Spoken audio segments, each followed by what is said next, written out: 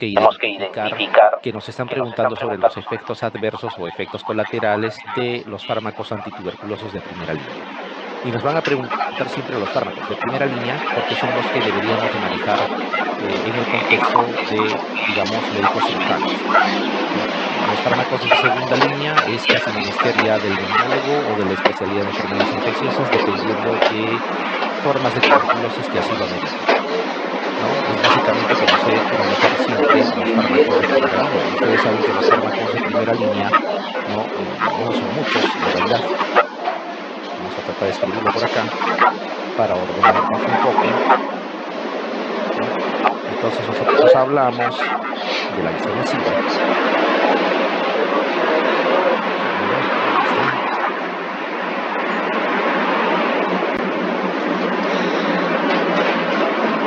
Isoniazida, la rifampicina, tenemos la piracinamida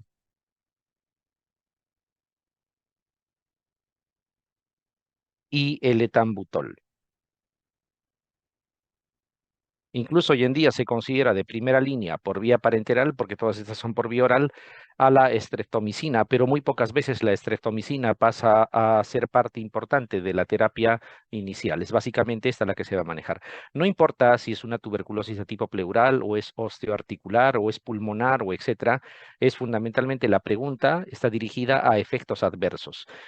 Si yo me remonto a años atrás, y no ni siquiera a pocos años, sino a muchos años atrás, les hablo incluso más de 10 años atrás, les aseguro 100% que esta pregunta ya ha sido planteada y por lo menos unas 5, 6 o 7 veces, de diferente manera, lógicamente.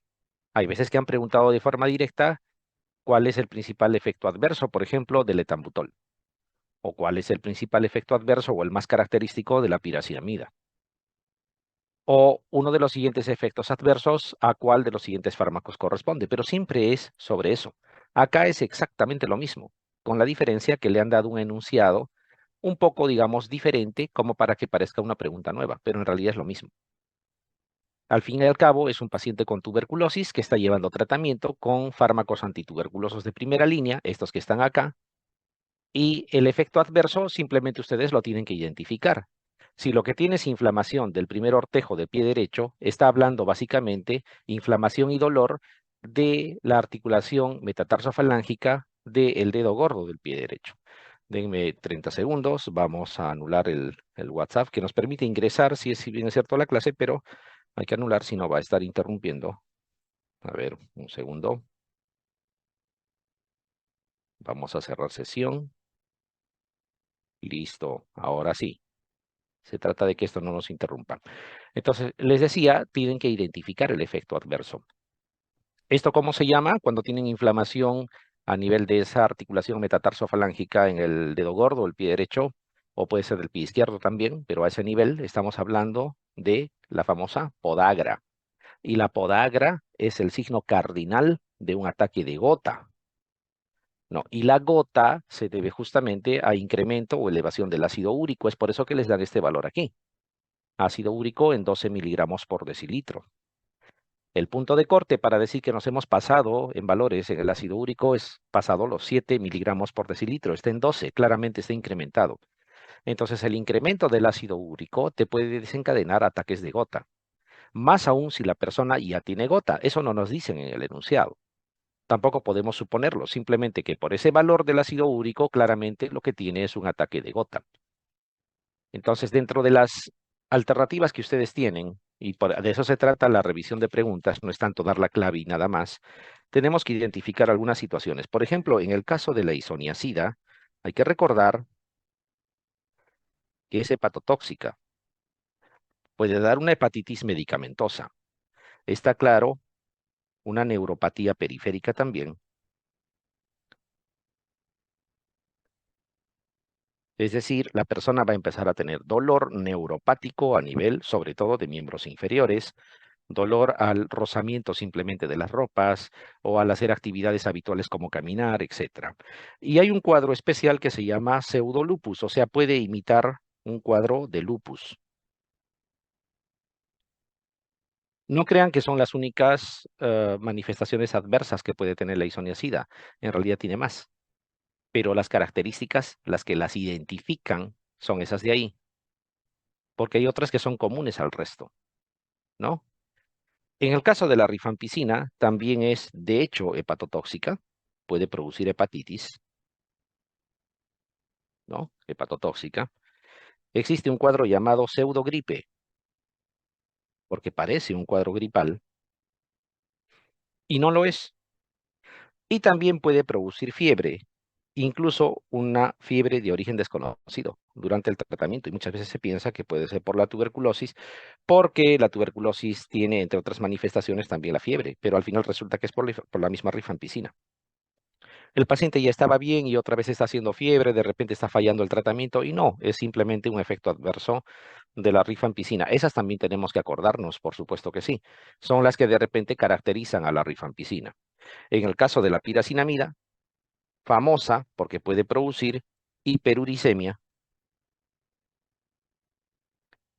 que es justamente lo que está ocasionando el cuadro clínico que muestra la pregunta, ¿no? Incremento del ácido úrico y como consecuencia la podagra o la inflamación de esa articulación metatarsofalángica, en este caso en el pie derecho, y eso produce una crisis de gota con intenso dolor, obviamente. No, también puede producir hepatitis, por supuesto que sí. Todos los fármacos prácticamente son hepatotóxicos, ¿ah? Por si acaso. Y el etambutol lo que característicamente presenta es una neuritis óptica.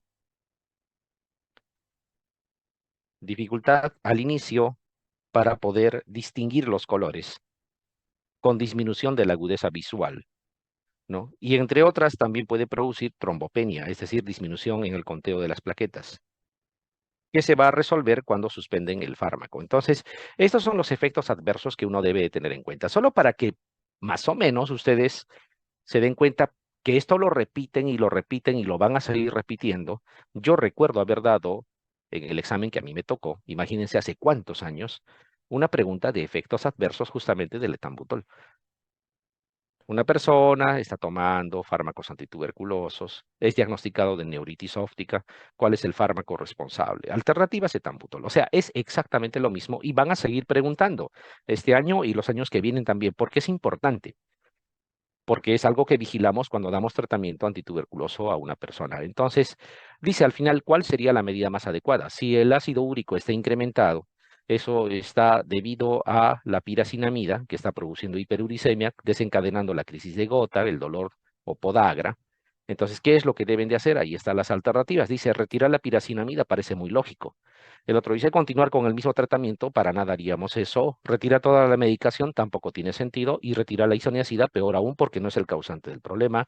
Al final lo que tienen que hacer es retirar la piracinamida. Entonces, puede haber combinaciones de diferentes fármacos en cuanto a los efectos adversos. Simplemente hay que tratar de reconocerlos porque esto es habitualmente una pregunta de examen. Vamos a la siguiente. Dice varón de 55 años que presenta un derrame pleural cuyo líquido presenta aspecto amarillo citrino. Dice cociente de proteínas pleurasuero 0,8, cociente de lactato deshidrogenasa, así se abrevia, pleurasuero 0,9, Gram y Ciel Nielsen negativos. Cuidado con ese palabreo que les ponen ahí. También es muy típico en las preguntas de este tipo. Dice células mesoteliales menor de 5%, linfocitos 98%, ADA 67%, o sea, adenosina. El PAF negativo y dice cuál es el diagnóstico más probable. Mm. Muy bien, cuando nosotros tenemos un derrame pleural, así le llamamos, o una efusión pleural, o sea, cuando tenemos a nivel pulmonar, generalmente borra los ángulos costofrénicos, así es como se manifiesta al inicio. Entonces, lo que se tiene que hacer es una toracocentesis primero, extraer ese líquido. Entonces, cuando tú extraes en la toracocentesis, ojo, no lo estoy resolviendo así porque sea tan complicado, sino que lo que deseo es que, y ese es el deseo de todos nosotros cuando les planteamos el curso, es que cada pregunta les pueda servir para algo más que simplemente dar la clave de respuesta. Pueda servir para otro tipo de preguntas que pueden parecerse o que se pueden utilizar los datos que estamos haciendo aquí para resolver otro tipo de preguntas. Ese es el motivo. Entonces, cuando hacemos la toracocentesis, el aspecto es importante. Habrá, por ejemplo, un aspecto purulento, podría haber un aspecto hemático, podría haber fundamentalmente de las que conocemos, ¿no? De repente un aspecto, como aquí dice, amarillo citrino, es típico. Desde el aspecto nada más, casi casi ya tenemos el diagnóstico. Purulento será pues un derrame paraneumónico asociado a un cuadro de neumonía, por ejemplo, bacteriana. Entonces, esto es de etiología bacteriana generalmente, de hecho que sí. Hemático podría ser quizá algo traumático, en el sentido de que de repente tenemos un hemotórax, por ejemplo, es decir, un derrame con sangre, o podría ser una neoplasia también. Las neoplasias te pueden dar eh, un aspecto hemático en la toracocentesis. Y cuando te dicen color amarillo citrino, esto es característico de la tuberculosis. Desde ahí ya está apuntando a que esto puede ser tuberculosis. Es importante que tengamos en cuenta entonces el aspecto, ¿no? Muy bien. ¿Qué otra cosa debemos de considerar aquí? Nos está hablando de las proteínas, del lactato deshidrogenasa. ¿Eso será importante? Por supuesto que sí, ¿no? Por supuesto que sí. Cuando nosotros evaluamos el líquido pleural que vamos a extraer, tenemos que aplicarle los criterios de Lay. Deben de acordarse seguramente.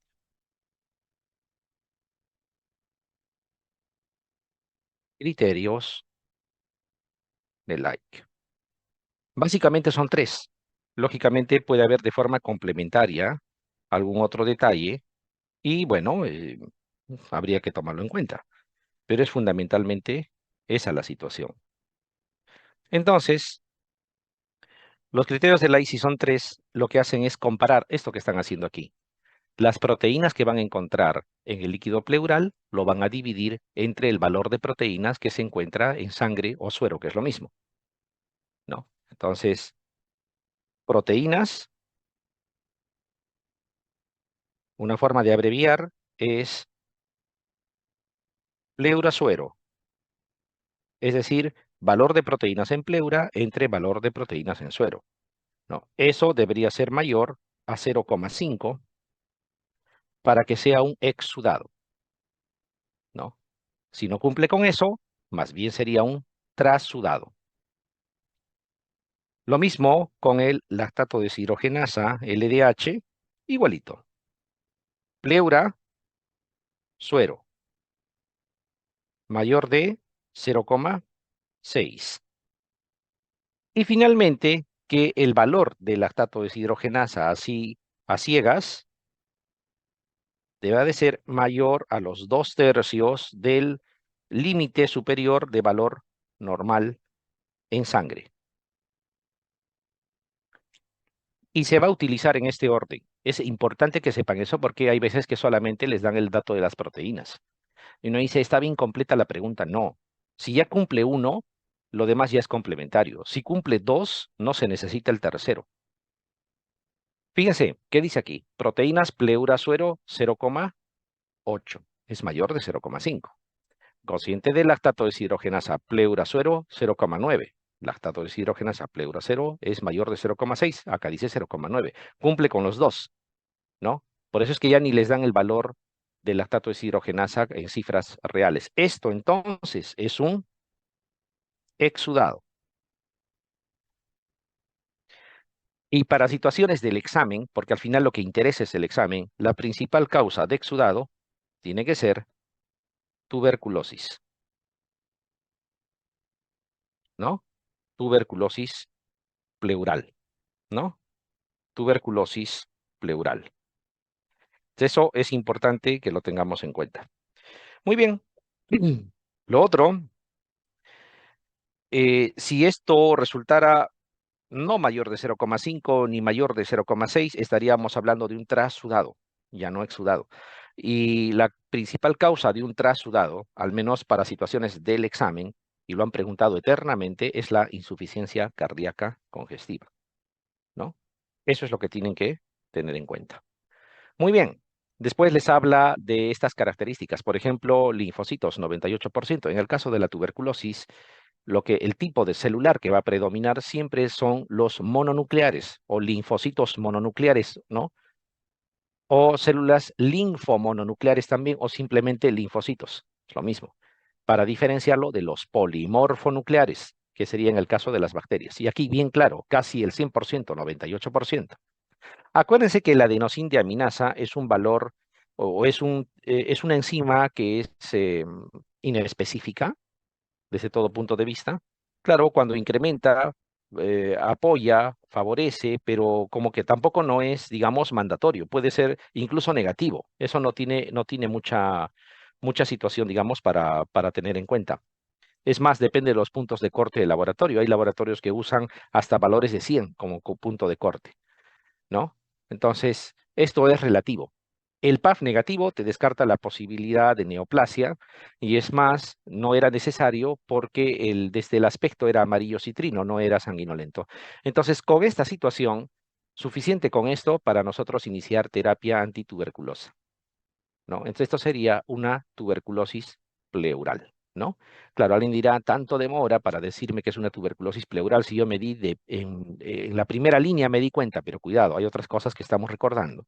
Y es importante porque no vaya a ser que en algún momento sea motivo de pregunta. Entonces, esto es una tuberculosis pleural. Vamos a la siguiente.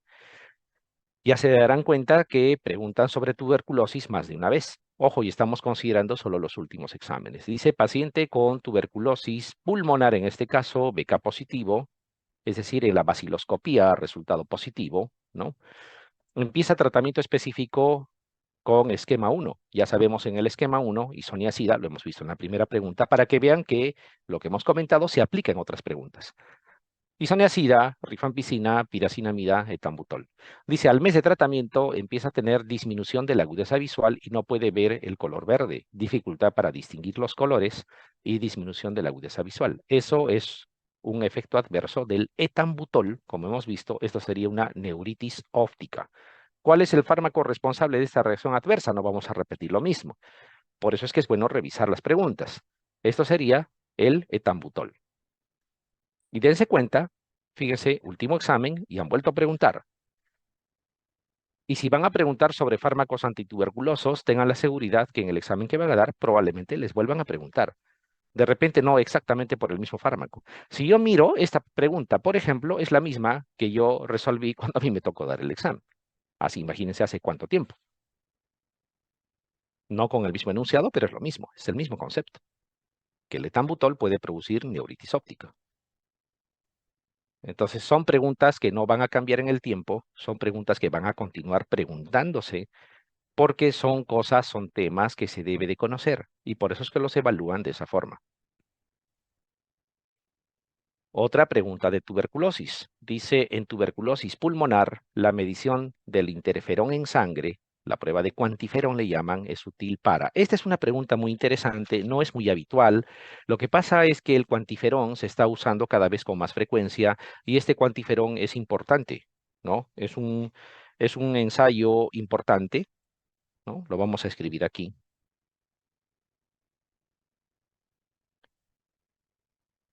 Cuantiferón. Este cuantiferón es un ensayo basado en una prueba de Lisa, ¿no? Que lo que va a hacer es medir la liberación del interferón gamma por parte de las células T. Ustedes saben que durante un proceso tuberculoso causado por Mycobacterium tuberculosis, vamos a ponerlo así,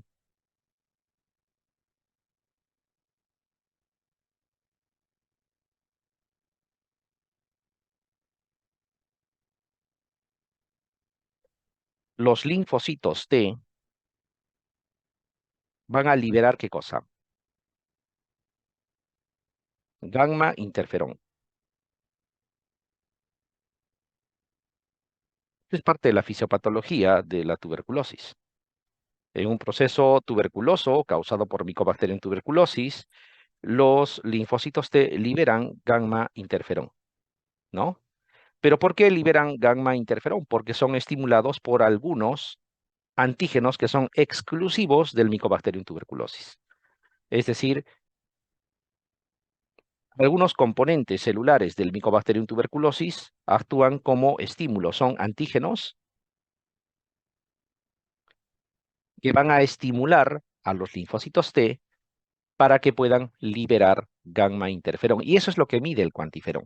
Entonces, ¿a qué viene esta pregunta? Dentro de este mismo concepto, es importante saber que estos antígenos son específicos del Mycobacterium tuberculosis. Por ejemplo, y lo voy a hacer con otro color, las micobacterias no tuberculosas, para no estar escribiendo demasiado, podríamos hablarlo así. Por ejemplo, Mycobacterium leprae, que causa la lepra, bacilo de Hansen también se le llama, ¿no? El Mycobacterium ulcerans, que causa la úlcera de Buruli, el Mycobacterium scrofulaceum, por ejemplo, y así podríamos enumerar más micobacterias que no son tuberculosas. Estas de aquí, todas estas, incluido la que utilizamos en vacuna, el bacilo Calmette-Guerin, ¿no?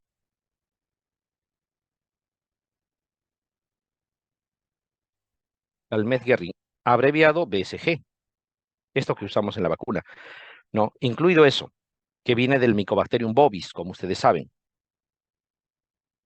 ¿Por qué lo estoy poniendo de color rojo? Porque ninguno de los otros Mycobacteriums que no sean Mycobacterium tuberculosis van a lograr, digamos, estimular a los linfocitos T para que puedan liberar gamma interferón. Entonces, este fenómeno se ha aprovechado. Es decir, cuando una persona está infectada con Mycobacterium leprae o con Mycobacterium ulcerans o con Mycobacterium scrofulaceum o cuando ha sido vacunado con el BCG, que sabemos se obtienen del Mycobacterium bovis, ¿no? Ninguno de esos antígenos es capaz de lograr, digamos, que los linfocitos T liberen gamma interferón. Ese principio se ha aprovechado para crear la prueba de cuantiferón. Entonces, el cuantiferón lo que va a medir es el gamma interferón liberado por los linfocitos T. Y va a ser específico de Mycobacterium tuberculosis porque los demás nada que ver. Fíjense las alternativas, qué cosa es lo que les dice. En tuberculosis pulmonar, la medición de interferón en sangre por la prueba de cuantiferón es útil para qué, dice. La primera dice detectar infección tuberculosa, discriminando a los vacunados con BCG. Claro que sí, los puede discriminar fácilmente. Va a encontrar, a diferencia de otras pruebas, ¿no? Por ejemplo, el PPD, suficiente que tengas anticuerpos, va a salir positivo. Y pueden ser anticuerpos obtenidos por la vacuna. No lo va a poder discriminar. En cambio, esto sí lo discrimina. ¿Por qué? Porque el gamma interferón, ¿no? Va a ser el resultado del estímulo específico de algunos antígenos del Mycobacterium tuberculosis que los otros Mycobacteriums no lo tienen. Eso se aprovecha para medir el cuantiferón y es específico de tuberculosis. Y es una prueba que se puede hacer en sangre. Es muy interesante, a pesar de que el problema pueda ser pulmonar. Entonces, la alternativa está muy bien. Detectar la infección tuberculosa, ¿no? Distinguiéndola, discriminándola de los vacunados con BCG. Por supuesto que sí. No es para medir la capacidad de respuesta inmunológica del infectado, no es para regular la dosis de los fármacos antituberculosos, ni es para detectar resistencia de los antimicrobianos. Entonces, la alternativa A es, vamos a decir, la respuesta correcta. Es una pregunta muy interesante porque es un concepto actual. No digo último, porque ya tiene algunos años, pero es un concepto actual y cada vez se usa más la prueba de cuantiferón. Y ese es el principio. ¿Qué cosa mide el cuantiferón? La liberación de gamma interferón, que se va a dar en todos los procesos tuberculosos causados por Mycobacterium tuberculosis, más no en las infecciones por otras micobacterias. Cosa que otras pruebas no pueden discriminar. Esta sí la puede discriminar. Aquí les han puesto de los vacunados con BCG, claro, porque el BCG se obtiene del Mycobacterium bovis, ¿no? Es una bacteria viva atenuada, se obtiene de ahí, y también genera respuesta inmunológica, pero no liberación de gamma interferón. Entonces, que quede claro esa pregunta. No vaya a ser, se me ocurre, podrían preguntarles algún otro detalle. Mujer de 53 años, dice, desde hace 2 días presenta tos con expectoración amarillenta y sensación de alza térmica.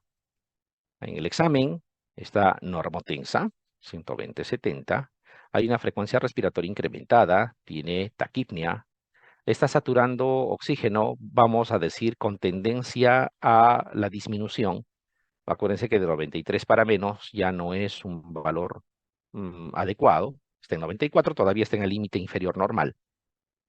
Confusa, importante, tiene ahí un trastorno del sensorio. Dice opacidad basal en hemitórax izquierdo. En el hemograma hay leucocitos con desviación izquierda. ¿Y cuál es el tratamiento antibiótico de elección? Bueno, para empezar, si dice que hay un cuadro que es de tipo respiratorio, porque dice que presenta tos con expectoración amarillenta, hay fiebre, ¿no? Y en los exámenes de rayos X, en las imágenes, lo que se ve es una radiopacidad basal en hemitórax izquierdo.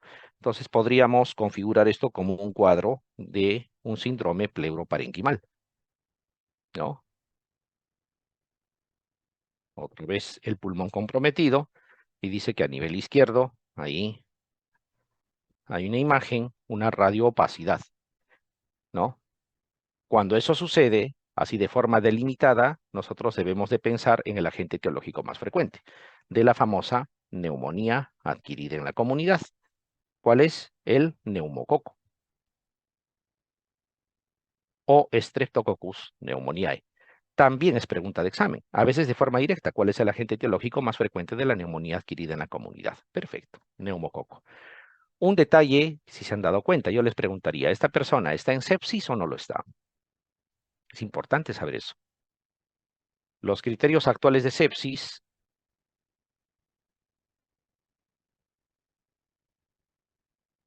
con el famoso Q-sófano. 3 criterios nomás necesitamos. La presión arterial sistólica menor a 100, o perdón, menor a 90. Necesitamos la frecuencia respiratoria mayor o igual a 24 y necesitamos el Glasgow, o sea, la escala de Glasgow, que sea menor de 15, es decir, haya disminuido. Dos de estos criterios que estén presentes decimos que la persona está en sepsis. Si nosotros observamos, por ejemplo, más allá de las características de que tiene tos, etcétera, normotensa, perfecto, pero miren, la frecuencia respiratoria está elevada, ya tiene un criterio, y dice confusa. Probablemente no está en sepsis, pero esa confusión ya es un inicio de un trastorno sensorio que no se está reflejando probablemente todavía en el Glasgow, o de repente sí, no es muy claro, pero hay una tendencia a hacer sepsis, y hoy en día el concepto de sepsis es lo que antes era la famosa sepsis severa. Ha desaparecido el concepto de sepsis severa, porque ahora la sepsis ya es severa con estos criterios. Entonces, esto me está hablando de una infección severa, por mucho que no sea claro que todavía esté en sepsis, ¿no? Tiene leucocitosis con desviación izquierda, eso no significa que es una infección de tipo bacteriana. Entonces, esto será una neumonía adquirida en la comunidad y ya está queriendo desaturar incluso. Será pues una NAC severa. Y la NAC severa es importante porque uno va a tener que hospitalizar. Cuando ustedes tengan NAC, hay dos opciones. No se vayan a olvidar. Una NAC leve, cuyo tratamiento es amoxicilina. Amoxicilina a dosis altas. En el caso de un adulto es 1 gramo cada 8 horas por vía oral. Monoterapia. Ojo, así lo dice la ITSA, así lo dice la ATS, que es la Asociación Americana de Tórax. No es una opinión personal. Y la NAC severa, como es el caso de lo que estamos comentando aquí, con incremento de la frecuencia respiratoria de forma importante, con tendencia a la desaturación, con probablemente criterios de sepsis, etcétera, es una NAC severa, amerita hospitalizar, y ahí el tratamiento es diferente, es por vía parenteral. Esto de aquí es vía oral. Se puede trabajar por vía oral. Y de hecho que sí, una neumonía en un paciente, imagínense, de 25 años, que tiene sus crepitantes, le detectan, en el hemograma también hay leucocitosis, le toman una placa, se detecta, es una neumonía, pero tolera la vía oral, no tiene taquifnia importante, no está desaturando, ¿no? No tiene comorbilidades, es una NAC leve. Y eso se trata en casa, fácil, vía oral. Y es con amoxicilina, no tienen que dar otra cosa. Porque el estreptococo neumonía ha demostrado en el tiempo, y hay seguimientos que lo hace el CDC, todos los años lo publica, las tasas de resistencia a la amoxicilina no son elevadas. Sigue siendo un fármaco útil. Y así lo sugiere la ATS. En el caso de la severa, tiene que ser tratamiento intravenoso, ¿no? Al menos el tratamiento principal tiene que ser intravenoso. ¿Qué es lo que van a dar una cefalosporina de tercera generación? Eso es lo que se recomienda. Y nosotros generalmente utilizamos ¿qué? La ceftriaxona, que es lo que está a la mano. Se podría usar 1 gramo cada 24 o se podría usar 2 gramos cada 24. No hay ningún ensayo clínico que te demuestre cuál es mejor, ¿no? Indistintamente, dependiendo de quién lo utilice, ese es el esquema que habitualmente se utiliza. Vamos a ponerle que sea 2 gramos cada 24 horas para no entrar en debate. Se supone por intravenoso. A eso, como es una NAC severa, es posible que haya coinfección por gérmenes atípicos, Mycoplasma, Clamidófila pneumoniae, Legionela, qué sé yo. Y como sabemos, esas bacterias no tienen pared, y al no tener pared, los antibióticos que actúan en pared, como el caso de la ceftriaxona, no va a tener ningún tipo de efecto. Entonces utilizamos antibióticos que actúan a otro nivel, es decir, que actúan, por ejemplo, en la síntesis de proteínas. Y lo más recomendado es un macrólido. Es por eso que a la ceftriaxona se le agrega un macrólido. En este caso podría ser, digo, podría ser la citromicina, que es lo que más se recomienda. 500 miligramos, ¿no? Cada 24 horas, solamente por 3 días. Cuando quieren usar 5 días, tienen que dar 500 miligramos el primer día y los otros 4 días, 250 miligramos por día nada más. Y esa es la combinación. Y eso es lo que les están preguntando. Ceftriaxona más acitromicina. Ahora, no es bueno que ustedes se acostumbren y digan, neumonía es ceftriaxona con acitromicina y punto. No, recuerden también que puede ser amoxicilina. Yo he visto preguntas y que ha generado confusión, hasta quejas, en que, ¿por qué han considerado amoxicilina? ¿Cómo es posible? Sí, sí está normado, sí está considerado en las guías actuales, en las guías últimas, tanto de la ITSA como de la ATS, ¿no? Que son autoridades a nivel mundial, el uso de la amoxicilina en monoterapia para la NAC leve, ¿no? Incluso leve y moderada, se puede utilizar, valorando. Si vas a hospitalizar, probablemente sea necesario esto, más oxígeno, por ejemplo, si es que lo consideran. ¿Qué alternativa van a utilizar aquí? Ceftazidima más clinda, meropenem más vancomicina, ceftriaxona más acitromicina, y esa sería la que deberían de considerar. Esa es la clave. Varón de 20 años, sin antecedentes, presenta un cuadro de febrícula, artromialgias, tos seca persistente y astenia de 2 semanas de evolución, dice. En el último mes, sus dos hermanos de 9 y 17 años han presentado consecutivamente un cuadro similar, que se ha autolimitado. La radiografía de tórax muestra infiltrado intersticial bibasal en ambos campos pulmonares. ¿Cuál es el agente etiológico más probable en este caso? Miren, ¿cómo es que nosotros adquirimos las neumonías? Por microaspiración. Todas las personas se microaspiran, sobre todo en horas de la noche, durante las horas de sueño. Se microaspiran, es decir, pasan contenido de la cavidad oral, de la orofaringe, hacia vías respiratorias bajas, y cuando el árbol mucociliar no está de forma competente, porque eres inmunosuprimido, por lo que eres una persona con hábito tabáquico, por N motivos, eh, no funciona como debe de ser y ese contenido llega al alveolo y se produce la neumonía. No es que te hayan contagiado la neumonía, ¿no? No es como el COVID, que sí se puede transmitir por vía aérea. Entonces, una neumonía por neumococo no la vas a transmitir, ni te lo han contagiado tampoco. Sin embargo, existe un grupo que se llama neumonías atípicas.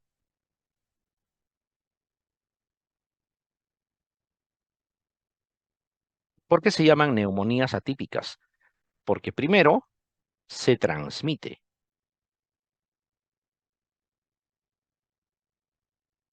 a diferencia de las otras. Lo segundo es que a la auscultación puede ser normal. Pueden llegar a tener auscultación normal. ¿Y por qué? Porque si ustedes recuerdan, por ejemplo, vamos a intentar aquí mostrar un alveolo. Cuando ustedes tienen, y lo voy a hacer de otro color, neumonía por neumococo, pus dentro del alveolo. Eso es lo que produce el neumococo. Por eso es que cuando el aire ingresa y al alveolo va a llegar al final de la inspiración, de hecho porque es la parte final de todo el árbol respiratorio, llega el aire y va a desplegar las paredes de este alveolo que está con pus. Por eso es que se escucha el crepitante en el tercio final de la inspiración de una neumonía característica. Pero en la neumonía por gérmenes atípicos, ustedes tienen su alveolo, vamos a ponerle aquí, NAC también le puedo llamar porque es una neumonía adquirida en la comunidad, por atípicos. Es poco probable que el compromiso sea alveolar. El compromiso es intersticial, está por fuera del alveolo, por lo tanto el aire ingresa y sale sin provocar ruidos patológicos durante la auscultación. Pero sí, al estar alterado este campo, obviamente hay una alteración en el intercambio gaseoso. Sí puede provocar hipoxemia como cualquier otra neumonía, pero la auscultación puede ser normal. Entonces, en base a esto, claramente también no tendrá un cuadro con tos productiva. Normalmente es una tos no productiva, porque no está alterado el alveolo.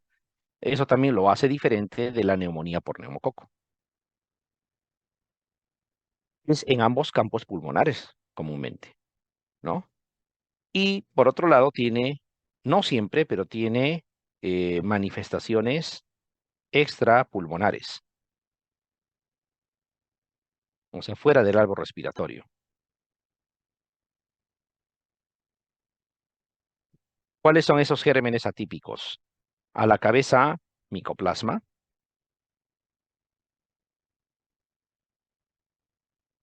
está clamidófila,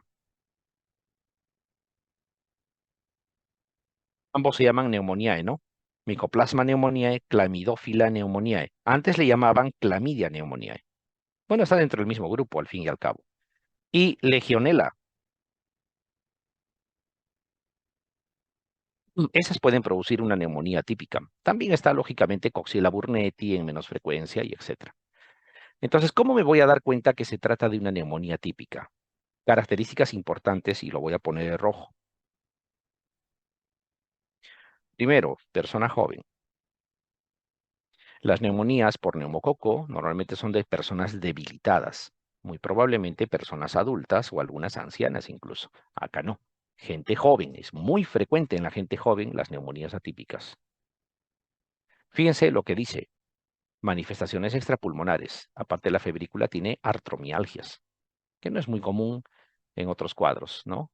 Astenia, bueno. Hay veces que te pueden poner, por ejemplo, hiponatremia,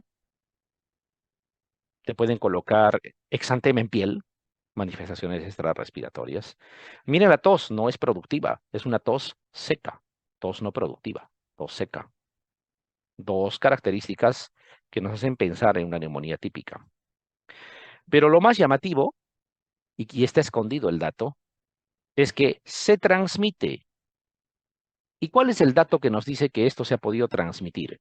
Cuando les dicen que sus otros dos hermanos han presentado de forma consecutiva, para colmo, es decir, uno primero y otro después, justamente porque se contagiaron y ahora lo contagiaron a él, un cuadro similar, que se ha autolimitado. Y es verdad, estos se pueden autolimitar, es otra característica de las atípicas, a diferencia de las neumonías por neumococo.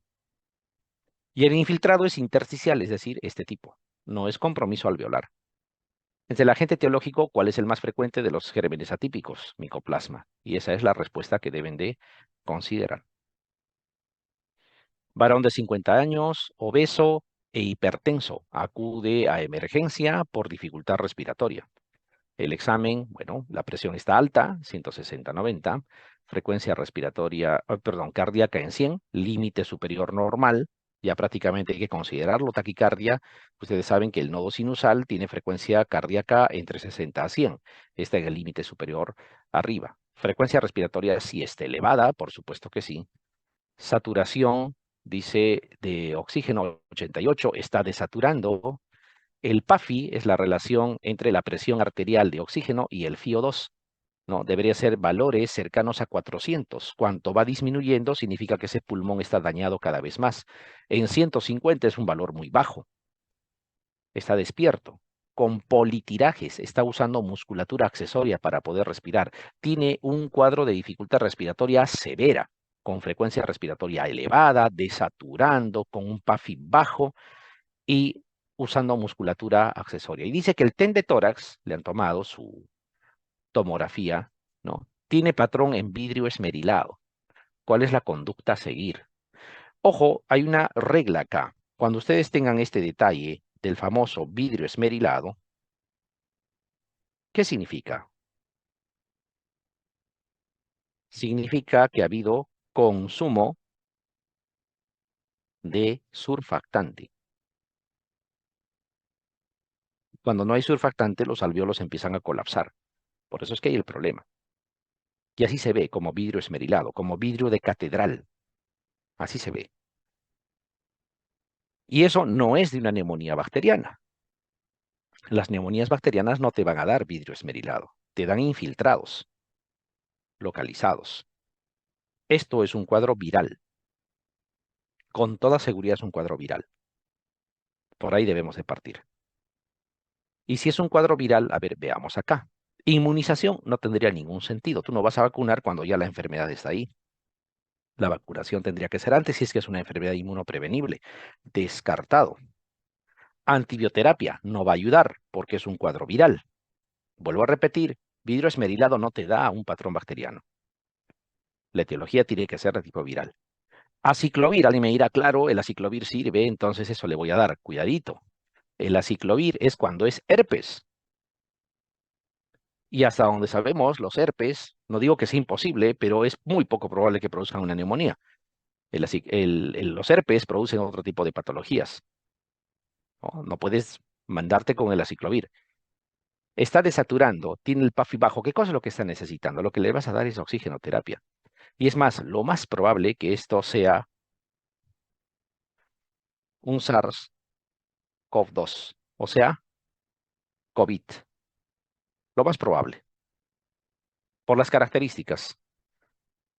Miren, factores de riesgo, hipertenso, obeso, viene por dificultad respiratoria, frecuencia respiratoria elevada, desaturando, PAFI bajo, politirajes, y en el test de tórax, vidrio esmerilado. Lo más probable es que sea un COVID. Y ahí no va a funcionar la antibioterapia, la inmunización, o darle aciclovir, es básicamente oxígeno. Claro que en los pacientes severamente enfermos, justo en los que necesitaban oxígeno, el uso de dexametasona a 6 miligramos por día, sea por vía oral o por vía intravenosa, durante 10 días, había mejora de la sobrevida. Pero no es que van a darle dexametasona a todo el mundo. Aquí básicamente es para que ustedes distingan si se trata o no de un cuadro bacteriano o se trata de un cuadro viral. Claro, alguien dirá por la lógica, pero por si acaso le podríamos dar antibiótico. Cuidadito, eso del por si acaso es parte de la cultura peruana nada más. El por si acaso no debe de existir. Por eso existen algunos criterios para más o menos pensar qué etiología tenemos. Si habría una duda que sea razonable, podría yo entender, por ejemplo, que digan, más allá del vidrio esmerilado se ve zonas de consolidación. Perfecto, se ha podido sobreinfectar. Le puedo dar antibioterapia, pero acá no dice eso.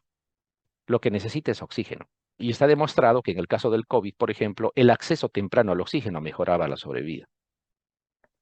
Entonces, cuidado, esa es la respuesta que deben de considerar.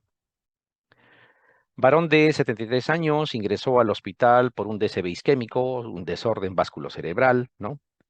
Lo que antes le llamaban el accidente cerebrovascular. Dice, al octavo día presenta roncantes y polifnia. Se supone que no lo tenía. Miren, la saturación ha disminuido, 90%, y en la radiografía de tórax es diferente. Acá no dice vidrio esmerilado, dice consolidación basal derecha. Quiere decir que si tienen el pulmón ¿no? Consolidación basal, derecha, listo. Eso es lo que tiene. Eso es diferente.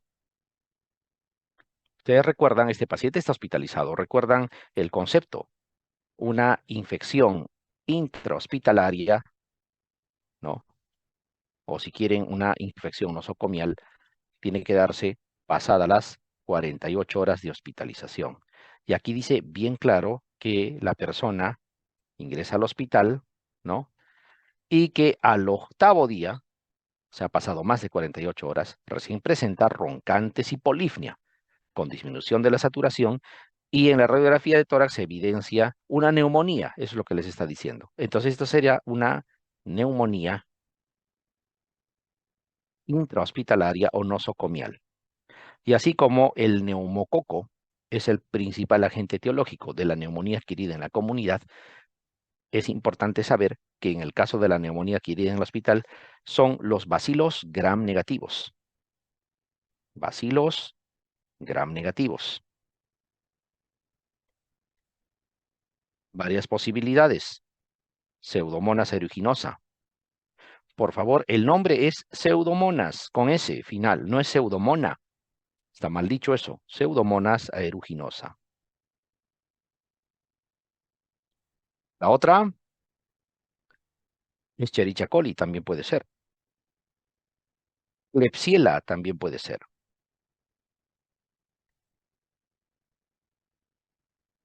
Los gram negativos van a la cabeza. Y eso es lo que se tiene que coberturar.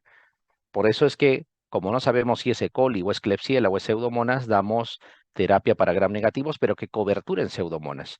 Por eso es que damos, por ejemplo, cefalosporinas antiseudomonas. No solamente van a cubrir Pseudomonas, sino también los otros gram negativos. No son cocos gram positivos, peor aún no son hongos ni son flora mixta, son bacilos gram negativos. Y esa es la respuesta que tienen que considerar. Básicamente les están preguntando cuál es el agente etiológico más frecuente de las neumonías intrahospitalarias, que eso siempre lo han preguntado también. Agricultor de 50 años, procedente de zona selvática desde hace 3 meses, dice hay pérdida de peso, tos, hemoptisis, ¿no? Dice aflojamiento de piezas dentarias. Le hacen una tomografía de tórax y encuentran tumoraciones parailiares de 4 centímetros de diámetro. Le han hecho 3 estudios de baciloscopía para buscar Mycobacterium tuberculosis. Dice tiene 3 BK de esputo que son negativos. Le han hecho una prueba de ELISA porque como ha perdido peso y tiene tos y todo lo demás, ¿no? Siempre en un síndrome consuntivo es importante valorar esa posibilidad. Dice no reactivo. Le han hecho una biopsia pulmonar y esto es interesante. Han encontrado estructuras redondeadas multigemantes de 20 micras aproximadamente. Les están dando todas las características. Estas estructuras más o menos son así, redondeadas. Si dice multigemantes, más o menos se ven así, como que están haciendo gemación. ¿Cómo le llaman a esta figurita? El famoso timón de barco. Así como existe las manchas de Koplik para pensar en sarampión, como existe los cuerpos de Negri para pensar en rabia, ¿no? Como existe la placa libedoide para pensar en loxoscelismo, así dentro de esa categoría, las imágenes en timón de barco es para pensar en paracoccidioidomicosis. O sea, esto es una infección fúngica. De hecho, viene de la selva, ¿no? Está haciendo una infección sistémica, eso le ha hecho perder peso, ¿no? Tiene compromiso respiratorio, está malográndole el pulmón, está teniendo hemoptisis, ¿no? Hay aflojamiento de piezas dentarias. Se ve en la tomografía de tórax el daño que está causando en el pulmón. Han pensado que era TB, es negativo, han pensado que era VIH, es negativo, le hicieron biopsia pulmonar, está muy bien y han encontrado este detalle. Esto es una paracoccidioidomicosis del adulto. Esto se puede tratar con cotrimoxazol, sulfametoxazol con trimetoprim, durante más de un año de tratamiento. No es una semana, no es 2 semanas. Por si acaso me olvidaba, las neumonías, tanto la neumonía adquirida en la comunidad como la intrahospitalaria, el tratamiento es entre 5 a 7 días, no es más, no es 21 días. Eso también es un error que se comete con mucha facilidad. No se olviden, ¿ah? Cuando les hablen de multigemación, o peor aún si les muestran la figura, les están haciendo referencia a paracoccidoidomicosis.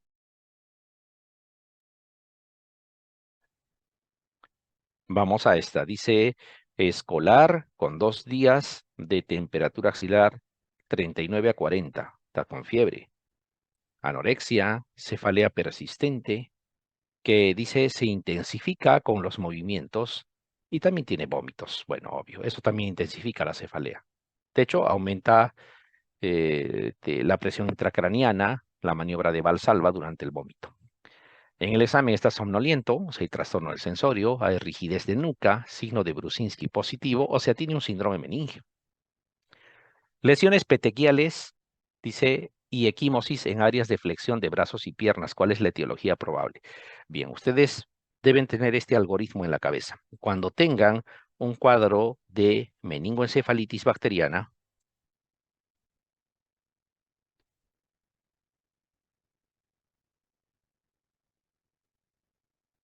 los cuadros de meningoencefalitis bacteriana, cuando piensen en general en la población así que no tenga un especial factor de riesgo, acá no les están hablando de más allá de algún detalle general, neumococo es el principal agente etiológico. Pero cuidado con las poblaciones, por ejemplo, personas jóvenes, por ejemplo, brotes epidémicos. ¿A qué me refiero? Que dé meningitis a varias personas a la vez. Eso no es normal. Brotes epidémicos.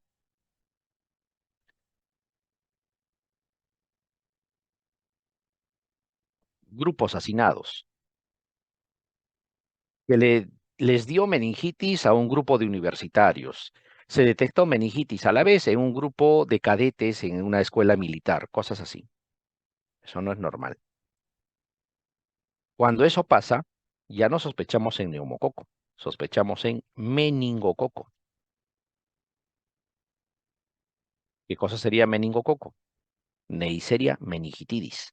Así como hay una Neisseria gonorrhoeae que produce uretritis purulenta, entonces la Neisseria meningitidis produce meningitis, como su nombre lo indica. Meningococo le llaman.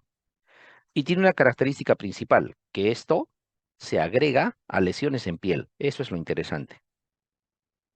Entonces, suficiente con ese concepto, miren lo que dice aquí. Es un escolar joven. El cuadro que describe todito esto es de una meningoencefalitis y tiene lesiones. Ahí está, lesiones en piel, petequiales, equimosis en áreas de flexión de brazos y piernas. ¿Cuál es la etiología probable? Ahí está, Neisseria meningitidis, la alternativa A. ¿Por qué es importante recordar esto? Porque cuando tienes pacientes con Neisseria meningitidis, tú estás en la obligación de tomar profilaxis. Profilaxis. Si es que lo has tratado al paciente, lo has manipulado, debes de tomar profilaxis. ¿Y por qué? Porque la Neisseria meningitidis se transmite por vía aérea, por vía respiratoria. Y es por eso que da en brotes, por eso que da a grupos de personas a la vez. Se debe tomar profilaxis, ¿no? Lo más aconsejado es la rifampicina en un adulto. Van a utilizar 600 miligramos cada 12 horas durante 2 días. Se supone por vía oral. Y en el caso de un niño, van a utilizar los 10 miligramos por kilo, se supone cada 12 horas también, igualito por 2 días.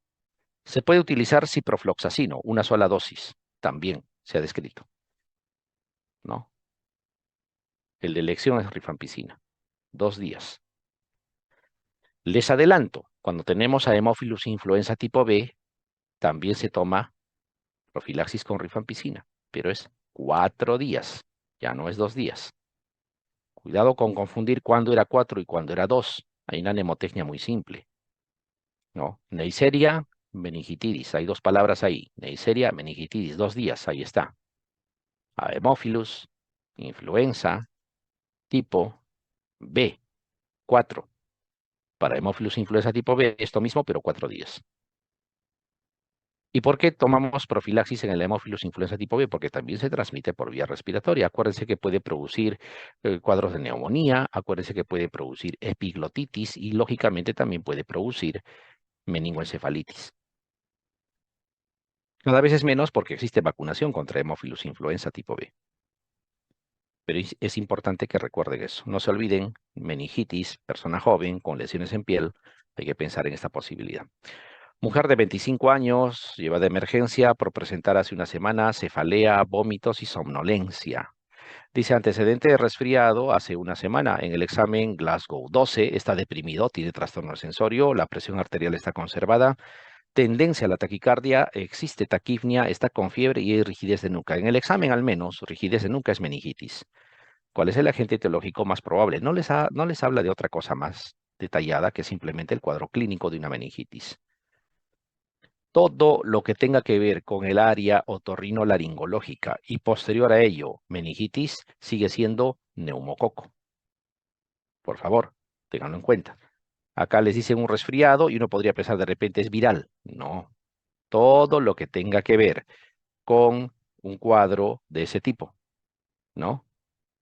Del área otorrinolaringológica. Alguien diría, de repente podría ser entonces Neisseria meningitidis, porque es joven y además se transmite por vía respiratoria, pero que se transmita por vía respiratoria no significa que se produzca manera de resfrío. Las personas que transmiten Neisseria meningitidis lo transmiten sin hacer síntomas respiratorios. Cuidado, hay una diferencia importante ahí. Si aquí hubiese una alternativa que diga viral, me complicaría la vida, porque también hay meningitis virales, ¿no? Y si ha tenido un cuadro aparentemente viral y ahora tiene un cuadro más complicado, también podría ser aparentemente viral.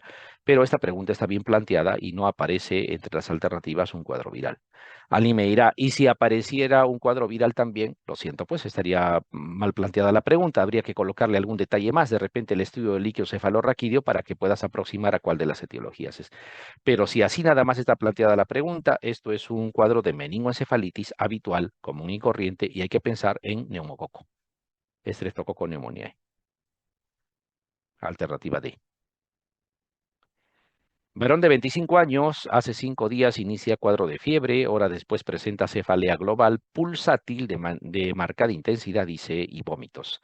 Algunos de ellos explosivos. El estudio del líquido cefalorraquídeo turbió 12.000 células, a predominio de neutrófilos, glucosa en 40, proteínas en 240. ¿Cuál es la etiología más probable? Bueno, importante cuando tengan ustedes el estudio del líquido cefalorraquídeo, algunos detalles que deben de considerar. Líquido cefalorraquídeo, lo primero que tenemos que visualizar es el tipo de célula. Polimorfo nuclear o linfomononuclear, una de las dos. Cuando se trata de polimorfo nuclear, no hay mucha duda, esto es de etiología bacteriana. Cuando se trata de mononucleares, ustedes tienen que hacer la discriminación. Tienen que visualizar todavía cómo está la glucosa. Si la glucosa está normal o si la glucosa está disminuida. Una de dos. Cuando la glucosa está normal, ¿qué ha pasado aquí? No quiere escribir, ahora sí. Si la glucosa está normal, es un cuadro viral. Y si la glucosa está disminuida, es tuberculosis. Y esa es la secuencia que deben de seguir y esa es la secuencia que seguimos todos para orientarnos al diagnóstico. 25 años, hace 5 días, inicia un cuadro de fiebre. Bueno, eso es palabreo cuando les dan el estudio del líquido cefalorraquídeo. Aquí está, turbio, para empezar. Ya saben que la tuberculosa podría haber dicho amarillo citrino. Si era viral, de repente seguía transparente. Dice turbio. Pero no le vamos a tomar en cuenta. 12.000 células, eso también apunta para bacteriano. Ahorita se los comento. ¿No? Dice a predominio de neutrófilos polimorfonucleares. Bacteria, se acabó. La etiología es bacteriana. Punto. Sin mayor problema. Hay otras cosas más que apuntan para bacteria. Una de ellas es el tipo la cantidad de células. La tuberculosa eleva de 100 en 100, así le llamamos. O sea, vas a encontrar 300, 350, 400 células. La viral eleva de 10 en 10, 20, 40, 60 células. Pero la bacteriana eleva de 1000 en 1000, 12.000 células. Etiología bacteriana, ¿no? Hay que tener en cuenta eso. Otro detalle es que la bacteriana se instala rápido. La tuberculosa se instala lento. Tan rápido como 3 días, la bacteriana, tan lento como 3 semanas puede ser la tuberculosa. Son detalles que nos ayudan para discriminar. Varón de 17 años, familiar refiere que hace un día presenta cefalea, fiebre, fotofobia y manchas equimóticas en la piel. Ajá, manchas equimóticas en la piel, cuidado. Al examen, bueno, la presión arterial está ahí, la frecuencia cardíaca indica taquicardia, hay taquifnia también, hay fiebre, está confuso, claramente aquí lo describe, hay equimosis y petequias difusas en piel. Hay rigidez de nuca y hiperreflexia. La rigidez de nuca ya te apunta hacia un cuadro de meningitis, al menos en una pregunta de examen. En la vida real, búsquenme otras cosas. Se dice iniciar quimioprofilaxis al personal de salud que contactó con el paciente. Ya lo hemos comentado esto en una pregunta anterior. Un cuadro de probable meningitis que tenga lesiones en piel debe de ser meningococo, ¿no? Y se debe de dar profilaxis con rifampicina. Ahí está la alternativa.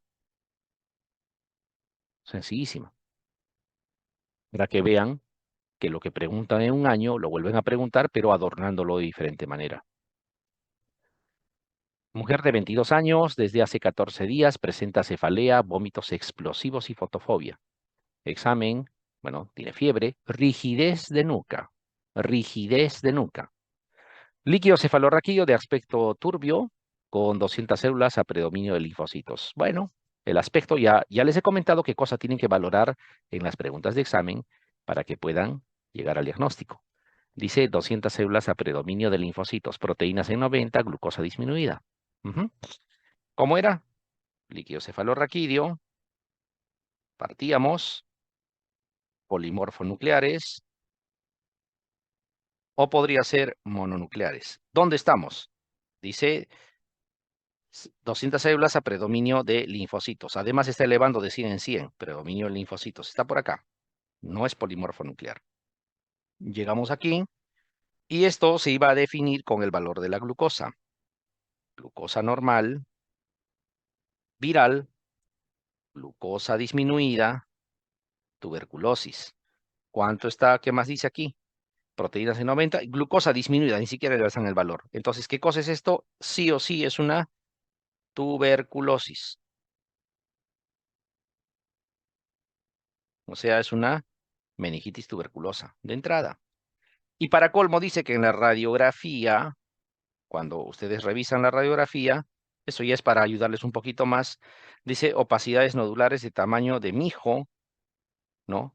Uniforme con distribución regular en ambos campos pulmonares o ambos emitoras, o sea, como imágenes de mijo, semillas de mijo. ¿Eso qué es que se llama? Imágenes de tuberculosis miliar, ¿no? TBC miliar. La TBC miliar es una forma de TB sistémica. Es muy común que venga también con compromiso de tipo meningio. ¿Cuál es la etiología más probable? Dice. Listo, tendría que ser Mycobacterium tuberculosis. No se olviden de esta cascada, de esta forma de llegar, ¿no? Es muy práctica. Varón de 18 años que presenta hace 24 horas vómitos y deposiciones líquidas como agua de lavado de arroz. Esto es atognomónico. Agua de lavado de arroz. Diarrea de tipo secretora. No tiene moco, no tiene sangre, no es disentérica, no es invasiva, ¿no? ¿Qué patología es así de entrada? Cólera, como agua de lavado de arroz. ¿Y por qué se les ocurre han preguntado por cólera? Estaba viendo brotes de cólera hasta hace poco, en varios sitios, incluso con riesgo de que ingrese a nuestro territorio. A veces cuando hay temas así coyunturales, se les ocurre preguntar también, ¿no? agua como lavado de arroz. Así es, esas deposiciones son tan acuosas que parecen agua y ese aspecto es de agua como lavado de arroz, así medio blanquecino. Está asociado a calambres generalizados. Claro, la cantidad de electrolitos que se pierde es abrumador porque el cuadro diarreico del cólera es aparatoso.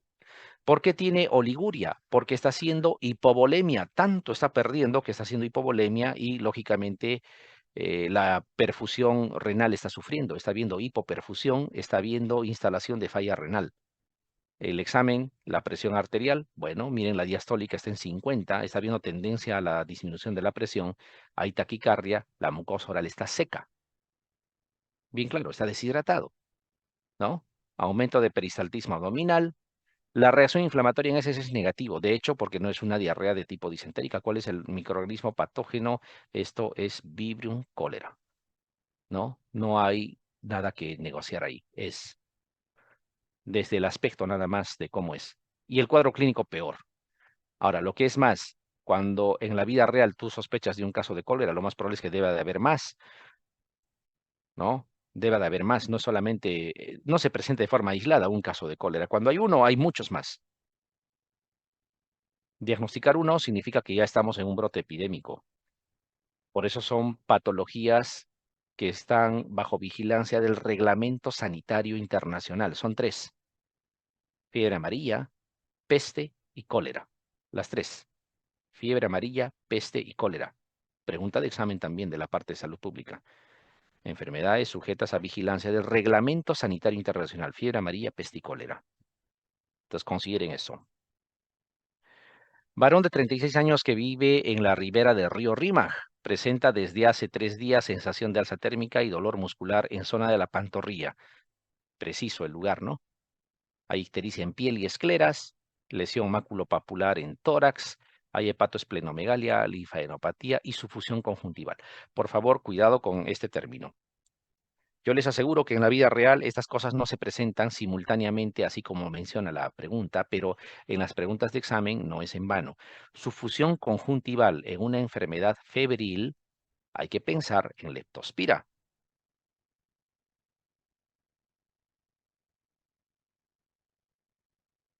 Así como la cefalea retrocular hay que pensar en dengue, aquí hay que pensar en leptospira. Y la leptospira generalmente es eh, se transmite por aguas contaminadas, entonces en la pregunta les debe de hablar de contacto con agua. Ribera de río Rímac. ¿Por gusto creen que es? Fiebre, dolor muscular en la pantorrilla. Tú presionas los músculos gemelos de la persona y el dolor aumenta. Típico, porque está habiendo injuria muscular en esa zona. Ahí examinamos siempre. Ese es el lugar donde examinamos cuando hay leptospira. Ictericia de piel y escleras es una leptospirosis complicada que está intentando hacer una enfermedad de Weil. Probablemente falla renal también debe de haber. Hepatosplenomegalia, linfadenopatía. Bueno, esto es leptospirosis. Esa es la respuesta que deben de considerar. Contacto con aguas contaminadas, no dice que sea contaminada, pero asumimos que sí. No, el tipo de dolor, la ubicación y la sufusión conjuntival, que por si acaso en la vida real no es exclusivo de leptospira, puede haber en fiebre amarilla también, pero en los exámenes lo consideran casi patrimonio de la leptospira. Y no es una vez para decirles creo que lo consideran.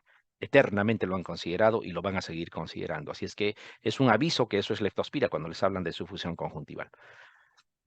Mujer de 30 años, trabajadora sexual, último control sanitario hace 3 meses, sin alteraciones. Perfecto, desde hace 7 días, lesión ulcerativa, indolora, suficiente con eso, ¿no? Está bien, dice en el labio menor izquierdo, con flujo genital amarillento. Bueno, cuando ustedes tienen úlcera genital, o sea, no padeciendo, sino en una pregunta de examen, cuando enfrentan a una úlcera genital, hay que ver si hay dolor o no hay dolor. Si no hay dolor, es sífilis y punto. Si es que hubiese dolor, hay dos posibilidades: herpes o chancroide. Para que sea herpes, tiene que haber la presencia de vesículas. En algún momento de la evolución les tiene que hablar de vesículas. En chancroide no. Punto. Es todo lo que tienen que seguir en úlcera genital. Y aquí dice que cuando evalúan a esta persona, dice, hace 7 días, lesión ulcerativa, úlcera genital, indolora, sífilis. Punto. Pero ahí dice RPR negativo, cuidadito. Las pruebas no treponémicas, incluso las treponémicas también, no están positivas al inicio, ¿ah? Cuidadito. Esto sí o sí va a estar positivo cuando ya hacen la sífilis secundaria, cuando hacen la sífilis latente, cuando hacen la neurosífilis. Pero en la sífilis primaria, que es la úlcera genital, demoran en presentarse, por eso que esto es básicamente clínica y epidemiología. El RPR negativo no es ninguna extrañeza, suele suceder. Es lo más habitual, es más, por si acaso. No es herpes, tendría que ser chancro luético, ¿no? Esa sería la respuesta. Y aquí les han puesto un distractor más, ¿no? Dentro de todo eso, cuando ya han hablado de más cosas, ¿dónde está? A ver, trabajadora sexual sin alteraciones, úlcera dolora. Bueno, y por ahí les han metido con flujo genital amarillento. Bueno, pues debe haber algo más. No es suficiente eso para hablar de una vulvovaginitis y para colmo mixta, porque el flujo genital puede ser, por ejemplo, con mal olor, puede ser fluido, y eso sería probablemente vaginosis bacteriana. Puede ser espumosa, de color verdosa, con dolor poscoital, y eso podría ser tricomona vaginalis, más aún si tiene un cuello uterino en fresa, inflamado. O podría ser grumosa, con prurito intenso, y podría ser candidiasis. Y si es mixta, tendría que darles más características. Nada de eso habla, solamente dice flujo genital amarillento, como para que un poco se desvíen. Pero esto es un eh, chancro sifilítico. A la sífilis le llaman LUES también, ¿no es cierto? Es lo mismo. Adolescente procedente de región tropical del Perú presenta lesiones infiltrantes en frente, pómulo y pabellones auriculares. Además, pérdida de la sensibilidad con atrofia tenar e hipotenar en las manos. El laboratorio dice VAR positivo, test de Mitsuda negativo. ¿Cuál es el diagnóstico más probable? A ver, acá tenemos que considerar algo muy simple. Cuando ustedes tengan lesiones en piel, puede ser máculas, pápulas, gomas, verrugas, lo que quieran, lesiones en piel, con disminución de la sensibilidad. Peor aún, con abolición de la sensibilidad, esto, hasta demostrar lo contrario, es lepra. Por favor. Así de sencillo. Se tiene que examinar la sensibilidad termoalgésica, es decir, para el dolor y para la temperatura. Si eso está abolido o está disminuido, eso es lepra. Entonces, sigamos. Dice adolescente procedente de la región tropical del Perú. Perfecto. Presenta lesiones infiltrantes en frente, pómulo y pabellones auriculares. O sea, tiene varias lesiones, ¿no? Pérdida de sensibilidad. Atrofia tenar e hipotenar. El nervio que más afecta la lepra es el nervio cubital. También va a afectar el nervio mediano y etcétera, ¿no? Nervios periféricos, pero el que más afecta es el nervio cubital. Justamente habla de atrofia tenar e hipotenar. La hipotenar por el nervio cubital está inervado, como ustedes saben, y la región tenar más que todo por el nervio mediano. VAR positivos. ¿Por qué VAR positivos? Bacilos ácido alcohol resistentes, ¿no? Y ustedes saben que los bacilos ácido alcohol resistentes pertenecen a las micobacterias. Y la lepra está causada ¿por qué? Por Mycobacterium leprae.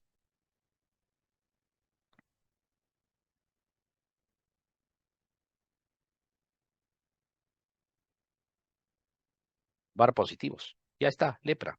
Test de Mitsuda negativo. No siempre va a salir. El test de Mitsuda es para ver si tienes o no anticuerpos. ¿Mm? El test de Mitsuda. Y el test de Mitsuda no es otra cosa que el famoso PPD que hacemos para la tuberculosis, pero en este caso para la lepra. el mismo principio. Dice negativo, eso no tiene nada que ver. No tendrá pues anticuerpos como debe de ser. Pero esto es lepra. Y si saben ese detalle y dicen esto es lepra y miran las alternativas, hay una sola que dice lepra. ¿Cuándo se llama lepromatosa? ¿Cuándo se llama tuberculoide? La lepra tuberculoide generalmente son pocas lesiones.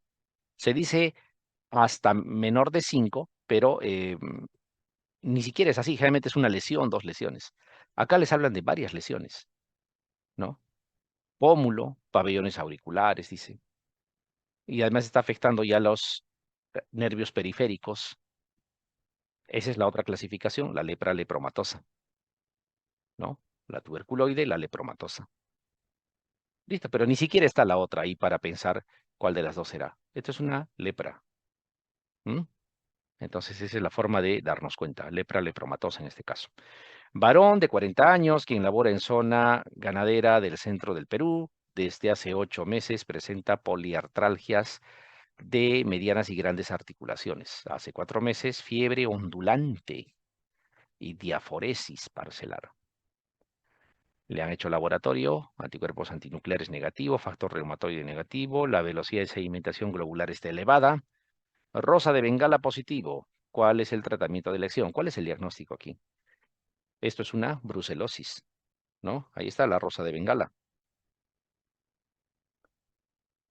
Cuando sospechan de brucelosis en una persona, ¿no? Hay que recordar que las manifestaciones clínicas más frecuentes, la que siempre va a haber, son justamente las poliartralgias. Ya cuando ha pasado mucho tiempo y se ha localizado específicamente y se ha hecho crónica la brucela, van a encontrar sacroileitis, que es la otra manifestación ya casi exclusiva. Sacroileitis. No habla acá de sacroileitis todavía. Y otro detalle que tienen que saber, una prueba de rosa de Bengala con clínica, ni hablar. Y otro detalle, fiebre ondulante, brucela. Fiebre alternante, malaria. Fiebre en picos, absceso. Fiebre continua, fiebre tifoidea. Le está dando los datos. ¿Cuál es el tratamiento para brucelosis? ¿No? El tratamiento, digamos, que se ha usado de forma tradicional, rifampicina,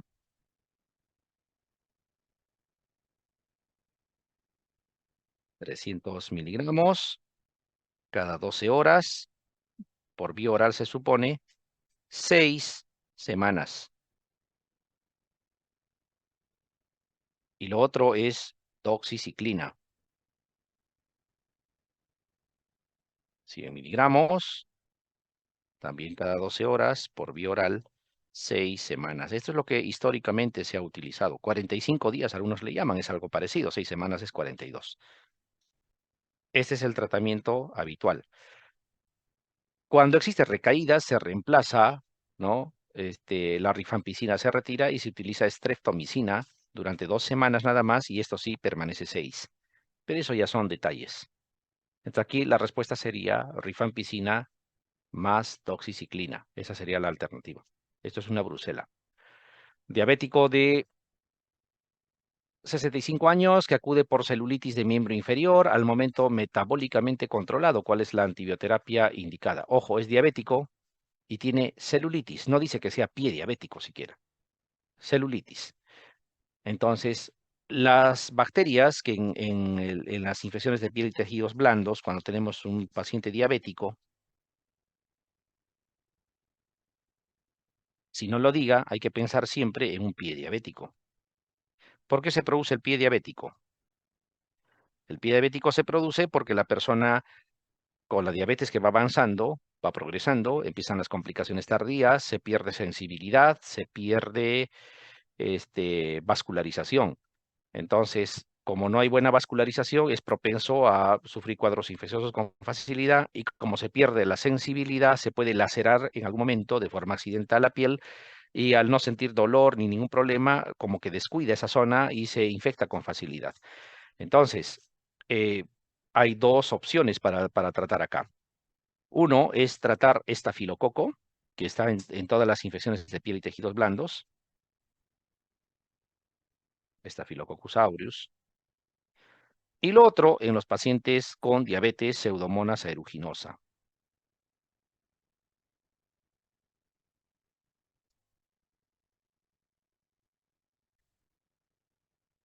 Para tratar Staphylococcus aureus hay varias alternativas, ¿no? Para piel y tejidos blandos, una muy buena alternativa es la clindamicina. Cubre muy bien Staphylococcus aureus, incluso Staphylococcus aureus meticilin resistente, es por vía oral, se absorbe bien, llega muy bien a tejido, su biodisponibilidad es 100%. Muy buen fármaco. Y para Pseudomonas aeruginosa utilizamos quinolonas, en este caso ciprofloxacino. La ventaja es que este esquema se puede dar por vía oral. ¿Y por qué elegimos vía oral en algunas circunstancias, como aquí, que dice que está metabólicamente controlado? O sea, no tiene una cetoacidosis diabética, no está con crisis hiperglicémica, es un paciente que puede tolerar muy bien. Y esa sería una alternativa interesante. Si nosotros vemos por acá, ejemplo acá dice cefasolina con amicacina. Cefasolina cubriría muy bien estafilococo. La amicacina podría cubrir pseudomonas, pero no en piel, porque la piel no tiene buena llegada. Los aminoglicósidos no se distribuyen bien en los tejidos. Amicacina cubriría bien a las pseudomonas si estuviese en sangre. Y lo mismo sería aquí, clindamicina para estafilococo y gentamicina, parecido a lo que sucede con la amicacina. Los aminoglicósidos no son para tratar piel. Y aquí dice cefalexina solamente. Cefalexina estaría cubriendo en el mejor de los casos solo estafilococo y no pseudomonas. Ambas tienes que cubrir. Por eso que ciprofloxacino más clinda es una muy buena alternativa. En el centro de salud reporta un brote de intoxicación alimentaria. 40 niños de 10 y 11 años han presentado fiebre, vómitos, dolor abdominal y deposiciones líquidas sin moco ni sangre luego de 6 horas de haber consumido ensalada con mayonesa en el colegio. ¿Cuál es el agente etiológico más probable? Ajá. Cuidado con poner salmonela. Podría ser salmonela si no hubiese un dato importante aquí. Dice 6 horas nada más entre la ingesta de alimentos. Miren, cuando hay la ingesta de alimentos y se produce la clínica, hay que valorar dos cosas, o una sola cosa al final, el tiempo. Cuando este tiempo es menor o igual de 7 horas, eso es lo aproximado, pensamos en dos bacterias que producen toxinas. Uno es Staphylococcus y el otro es el Bacillus cereus. Está bien claro que el Bacillus cereus es más para el arroz frito y el estafilococo en carnes, en mayonesas, en cremas, en pasteles, en ese tipo de cosas. Porque para el resto de agentes etiológicos que producen también toxinfección alimentaria, decimos toxinfección alimentaria cuando hay más de 2 personas comprometidas.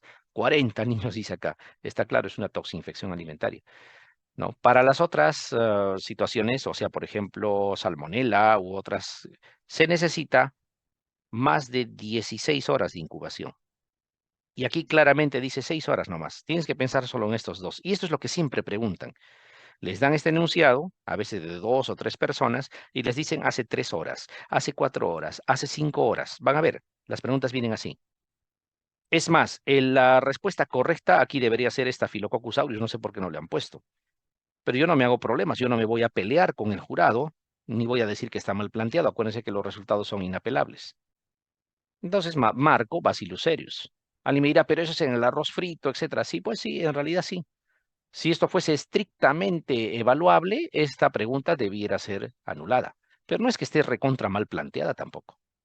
Acá lo que les han querido evaluar es si ustedes saben cuáles son esas bacterias que producen toxinfección alimentaria con pocas horas de incubación.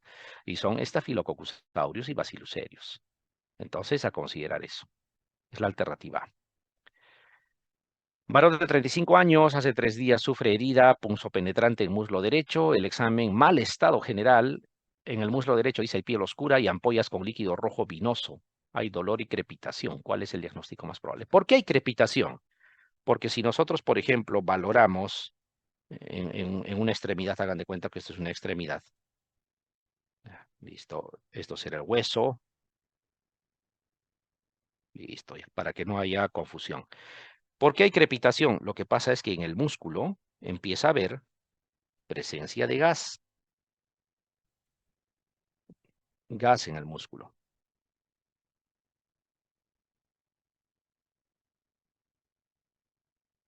Y cuando hay justamente heridas punzopenetrantes, y más aún si hay laceración de paquetes vasculares, que no nos los dice, pero es muy probable que lo haya, ¿no? Esto va a generar un problema. Por fuera se va a ver bien, no muy aparatoso. Por dentro está peor que por fuera. Y la crepitación significa que tú al palpar esas heridas, pareciera que estás aplastando aire adentro. Hay como burbujas que revientan. Eso es crepitación. Suena incluso, suena. Esto es causado por una bacteria fundamentalmente.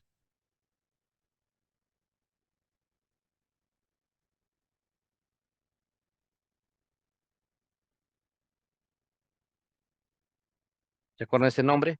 Antes le decían Clostridium perfringens. Hoy en día se llama Clostridioides perfringens. ¿Y esto qué cosa produce? La gangrena gaseosa. Gangrena gaseosa, por la presencia de gas. Por eso es que crepita. Y esa es la respuesta que deben de considerar. Es una gangrena gaseosa, causada por Clostridioides perfringens. Si en la pregunta de examen viene como Clostridium perfringens, no se hacen problemas. Le están dando el nombre de antes y no lo han cambiado simplemente. ¿Cuál es el tratamiento aquí? Hay que debridar, es quirúrgico, hay que retirar todo lo desvitalizado, rapidito nomás. Por ser un anaerobio, suficiente con hacer las fasciotomías y exponerse a la presión parcial de oxígeno ambiental, esto va a empezar a mejorar, ¿no? Y el tratamiento es penicilina G sódica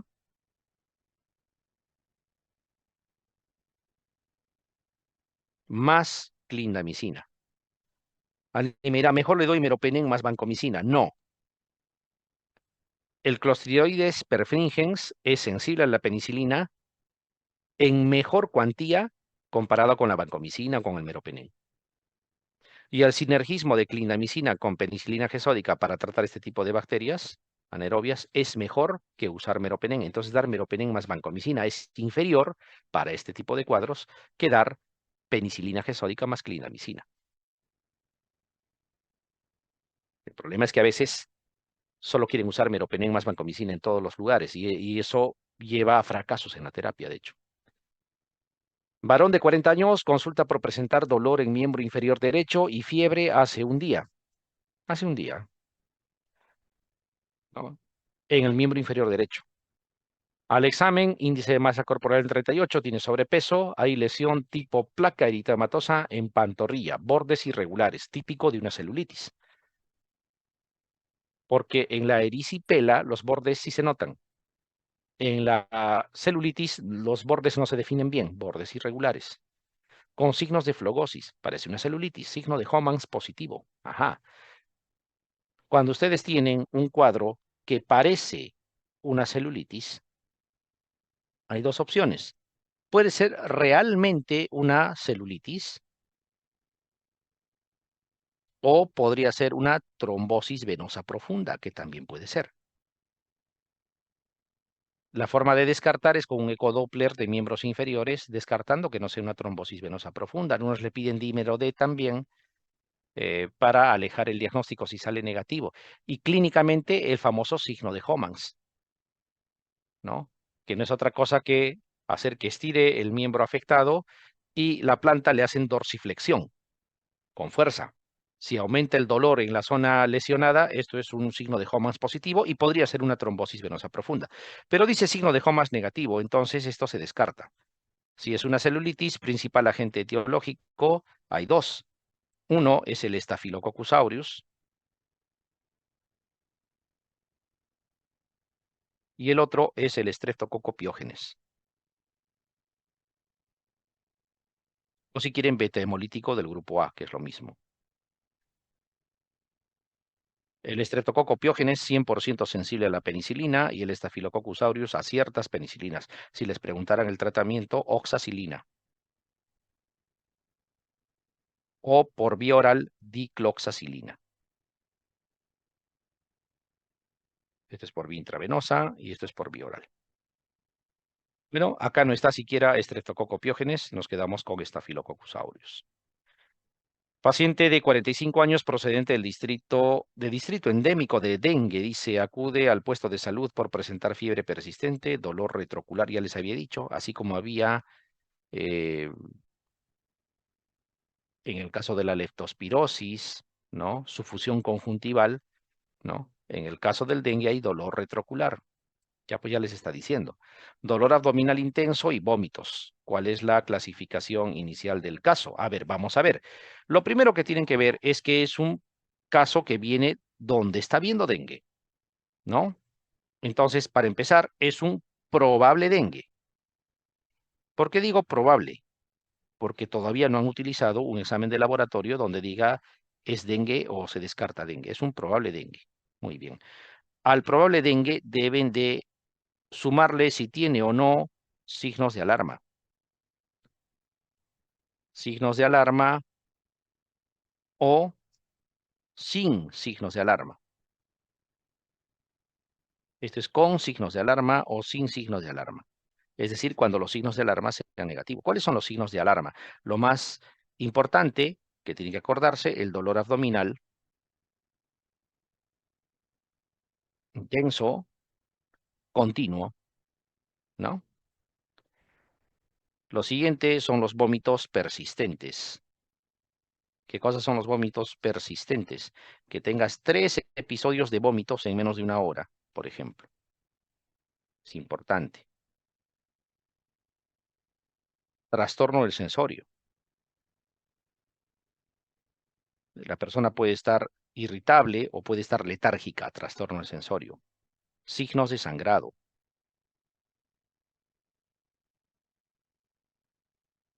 Lo principal es eso.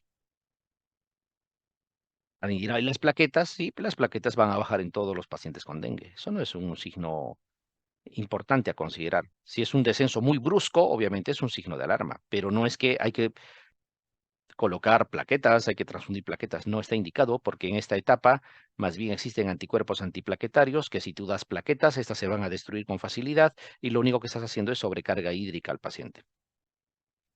El manejo es control de funciones vitales cada hora.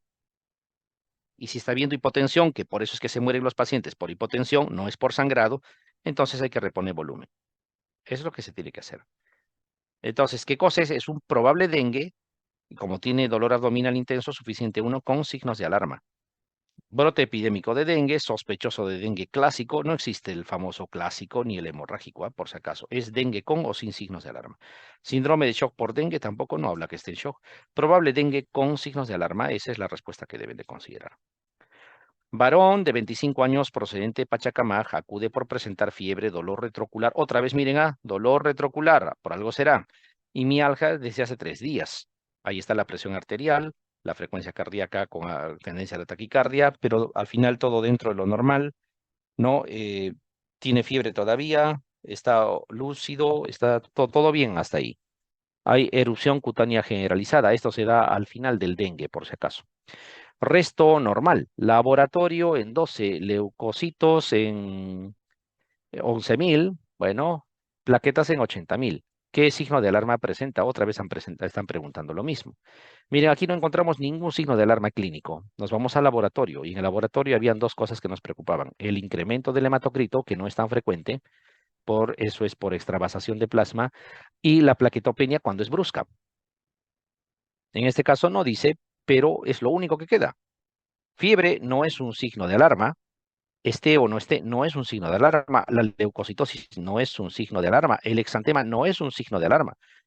Lo único que quedaría, tendría que ser, incluso ese valor debería ser menor aún. Plaquetas, no sé, en 20.000, qué sé yo. Y que se haya presentado muy bruscamente. O sea, de repente el control anterior de hace un día, de repente estaba, no sé, en 180.000 y ahora está en 20.000. Ese descenso brusco, yo digo, es un signo de alarma. Nada de eso dice, pero no me queda otra porque yo miro y ni siquiera son signos de alarma bajo ninguna circunstancia, ni la fiebre, ni los leucocitos, ni el rash. Solamente me queda trombocitopenia. Además, yo debo de pensar que quien ha planteado esta pregunta probablemente no maneja dengue y tiene el concepto equivocado que lo principal es las plaquetas. Así debo de pensar. Hasta en eso tienen que ponerse. ¿Sí? Trombocitopenia. No digo que no pueda ser un signo de alarma, sí lo es cuando hay descenso brusco. No te dice cuánto estaba al inicio y 80.000 no es un valor bajo como para preocuparnos. Si bien es cierto, está por debajo de lo normal. Hay plaquetopenias de 20.000, de 10.000, ¿no? Para que nos preocupe como signo de alarma. Pero en fin, las otras como no tenían que ser, solo queda esa. Mujer de 30 años, llevada a emergencias por pérdida de conciencia hace 30 minutos. El examen, presión arterial 80-50, hipotensa, frecuencia cardíaca 90, respiratoria 18. Bueno, acá no nos han colocado la temperatura. Hay sangrado nasal y petequias. Ah, sangrado nasal y petequias. Está viendo sangrado. Vive cerca de aguas estancadas. Ujú. Hace un mes presentó fiebre, dolor retroorbitario. Ah, ahí está el dolor retroorbitario. ¿Qué cosa era sinónimo de dolor retroorbitario? Dengue. Y mialgias dice que aliviaron a los pocos días. O sea, ¿qué significa? Que ha tenido dengue probablemente. Eso es lo que nos quiere decir. Antes ha tenido dengue.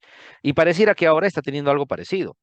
Dice, ¿cuál es el mecanismo responsable de la emergencia si se sospecha de reinfección? O sea, si lo que sospechamos por el dolor retrocular es que tuvo dengue y ahora habla de reinfección, está diciéndole si vuelve a tener dengue porque es que es más grave ahora. Ustedes saben que el segundo episodio de dengue es más grave que el primero, entre otras cosas porque el primer episodio, ¿qué cosa te va a provocar? Va a provocar que tú formes anticuerpos. Pero estos anticuerpos son no neutralizantes. ¿Qué significa? Que solamente van a poder neutralizar al mismo serotipo. Le voy a poner aquí serotipo, no sé, como ejemplo, ¿ah? Porque no vayan a decir que así siempre es. Serotipo 3, digamos. Por lo tanto, los anticuerpos van a servir para neutralizar solamente al serotipo 3. Significa que nunca más en tu vida vas a tener dengue 3. Pero no sirven para los serotipos 2, 1 y 4, porque son 4 serotipos de dengue. ¿Qué van a pasar? ¿Qué va a pasar con los otros serotipos? Contra el serotipo 1, contra el serotipo 2 y contra el serotipo 4, contra estos serotipos, son no neutralizantes. No van a poder neutralizar. Muchas veces el macrófago atrapa al virus, pero el virus sigue multiplicándose ahí, sigue multiplicándose y se multiplica, a pesar que está dentro del macrófago. No se va a lograr neutralizar y en algún momento van a salir y van a salir en gran cantidad. Y dentro del virus hay una proteína que se llama NS1. ¿Saben qué cosa hace la proteína NS1? La proteína NS1 le cambia la permeabilidad al endotelio vascular. Esto que estamos graficando, hagan de cuenta que son las células del endotelio. Esta proteína NS1 ingresa, ¿no? Y aquí está el glicocálix, interacciona glicocálix con proteína NS1. Aquí está la otra capa del endotelio. Vamos a decir la interacción es glicocálix con proteína NS1. Esta interacción hace que cambie la permeabilidad del endotelio y lo que va a pasar es que el intravascular va a salir, se va a salir del endotelio, provocando el cuadro grave. Este fenómeno se llama de inmunoamplificación, inmunoamplificación, y se va a dar en los futuros episodios de dengue de la persona que tuvo dengue por primera vez, porque los anticuerpos que formó a la primera son no neutralizantes, no hacen otra cosa que más bien ayudar a que se replique el virus. Dice entonces, ¿cuál es el mecanismo responsable de la emergencia si se sospecha de reinfección? Disminución de la carga viral, no va a ser pues. Reducción de granulocitos, disminución de mediadores endoteliales, es aumento de mediadores vasoactivos. Eso es lo que va a pasar, ¿no? Más proteína NS1 que va a generar extravasación de plasma. Va a haber derrame pleural, ascitis, derrame pericárdico, etcétera, hipotensión severa, shock por dengue y la persona se va a morir. Y no es porque haya perdido sangre por las plaquetas, no es por eso, es por tercer espacio, ¿no? Fenómeno de inmunoamplificación. Eso es lo que les quiere decir la pregunta. Aumento de mediadores vasoactivos. Paciente de 12 años presenta hace 10 días odinofagia, fiebre en 38 y lesiones maculopapulares en tronco, cara y extremidades. Niega prurito. Examen faringe hiperémica, amígdalas hipertróficas. O sea, hay un problema aquí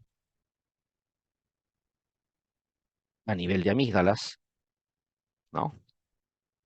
Importante.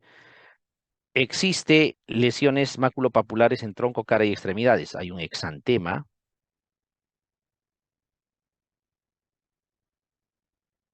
amígdalas hipertróficas, así le voy a poner flechitas hacia arriba. ¿Qué más? Linfadenopatías, adenopatías. Además de, y lo decía al principio, de fiebre. Ujú. A nivel de pulmones no hay nada y hay hepatoesplenomegalia. Sobre todo la esplenomegalia es lo que nos importa. Miren esa combinación. Gente joven, generalmente adolescencia. Problema en garganta, con exantema, con adenopatías, con fiebre y con esplenomegalia. ¿Esto cómo se llama? Mononucleosis infecciosa. Y la mononucleosis infecciosa está causada fundamentalmente por el virus de Epstein-Barr, ¿no? También por el citomegalovirus como segunda opción. Y hay más, toxoplasmosis también te puede provocar y etcétera. Entonces, esto es una mononucleosis infecciosa. También es una clásica pregunta. Mujer diabética de 52 años de edad, hospitalizada por, dice, neumonía basal derecha. Ujú. Dice, al cuarto día de hospitalización, la paciente desarrolla erupción dolorosa en tórax que sigue trayecto de un dermatoma. Bueno, aquí está. No se ve bien en la imagen, pero así nos colocan, pues, ¿no? ¿Cuál es el diagnóstico más probable? Si sigue el trayecto de un dermatoma, eso es un herpes zóster. ¿Por qué te da el herpes zóster? Cuando tú tienes varicela, en la edad pediátrica generalmente, esta varicela va a remitir y los virus de la varicela, no es que se hayan desaparecido, simplemente remite el cuadro clínico de la varicela, y los virus se quedan en los cordones posteriores de la médula espinal y ahí están, ahí se quedan para siempre. Y si tú te inmunosuprimes, ¿no? Como en este caso es una persona ya no tan jovencita y que ha hecho una neumonía, probablemente se ha debilitado, entonces se activan y al activarse siguen el trayecto de los nervios periféricos, por eso siguen el trayecto de un dermatoma, por eso le llaman culebrilla también al herpes zóster, ¿no? Este es un herpes zóster. ¿Cómo se trata? Aciclovir, 800 miligramos, 5 veces por día, durante 5 a 7 días, se supone por vía oral. A veces le dan una cremita, no es así. O a veces le dan 200 miligramos en la mañana y en la noche. No, es 800 miligramos 5 veces al día. Es un herpes zóster. Alternativa C. Interna de enfermería que al estar colocando una vía intravenosa a un paciente con VIH sufre punción accidental. ¿Cuál es la conducta a seguir? Esto es muy habitual, ¿no? Muy habitual en el personal que está haciendo internado médico, en los que están haciendo la residencia, generalmente porque no siguen las recomendaciones de bioseguridad. No están usando guantes, etcétera. ¿Hay motivos? Sí, ya lo sé, que no hay guantes en el hospital, que no les dan, pero al final es por eso. Entonces, ¿qué es lo que se debe de hacer? Bueno, lo que se debe de hacer en realidad es primero, antes que cualquier cosa apenas suceda, lavado con agua y jabón. Eso es lo primero que se tiene que hacer. 1 minuto, más que suficiente. Si no tienen jabón, por lo menos agua. 1 minuto. Lo primerito que tienen que hacer. Después que han hecho eso, se notifica al jefe inmediato,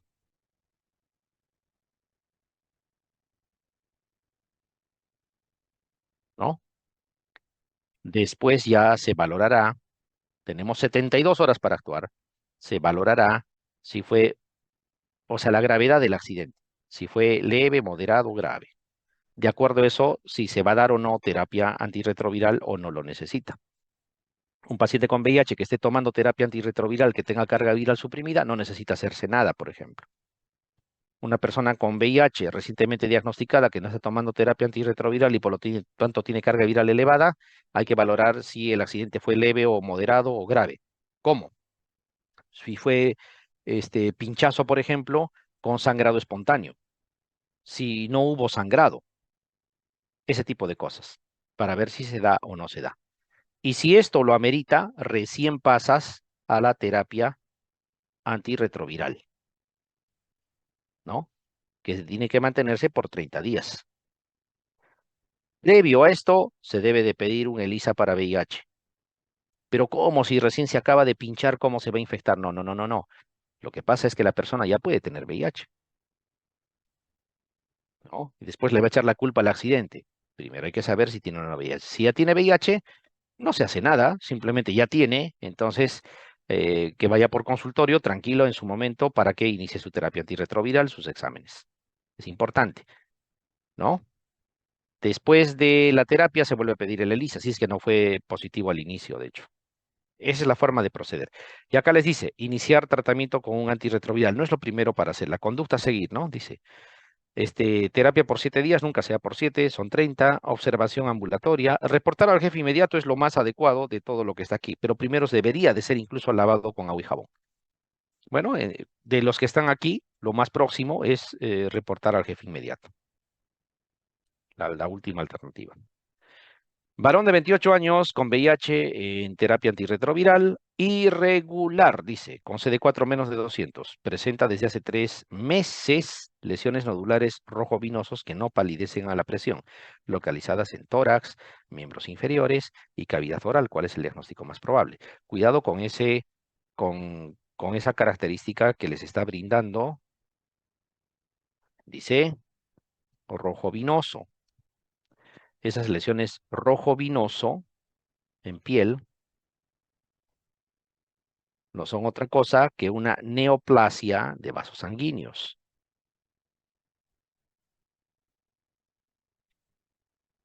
Esta neoplasia de vasos sanguíneos está causado por el herpes tipo 8. ¿Cómo se llama eso? Sarcoma de Kaposi. Es una neoplasia entonces. Y el sarcoma de Kaposi se puede tratar, sí, es curable, sí. A veces solamente con la terapia antirretroviral mejora el CD4 y desaparece el sarcoma de Kaposi. Y la otra alternativa es que más bien necesite quimioterapia, porque puede coger también cavidad oral, tubo digestivo, pleura, a veces es sistémico y es más aparatoso y hay que utilizar quimioterapia. No dice el tipo de severidad, etcétera, pero este es un sarcoma de Kaposi, lesiones rojo-vinosas con esas características, ¿no? Sarcoma de Kaposi. Varón de 32 años, hace 5 años diagnosticado de VIH, desde hace 20 días cefalea global que se incrementa llegando a ser insoportable. Cuidado con esto, 20 días de cefalea global, no es poco, ¿ah? No dice 20 horas. 20 horas nada más y es una barbaridad. Yo les diría que hasta 20 minutos ya es molestoso. 20 horas ya es una cosa cruel. 20 días, 3 semanas. Les ha dolido el lunes, el martes, el miércoles, el jueves, el viernes, el sábado, el domingo. Ha llegado un nuevo lunes, les sigue doliendo. Otra vez lunes, martes, miércoles, jueves, viernes, sábado, domingo. Y siguen con el dolor lunes, martes, miércoles, jueves, viernes, sábado, y ya están en domingo otra vez. 20 días. Cuidadito.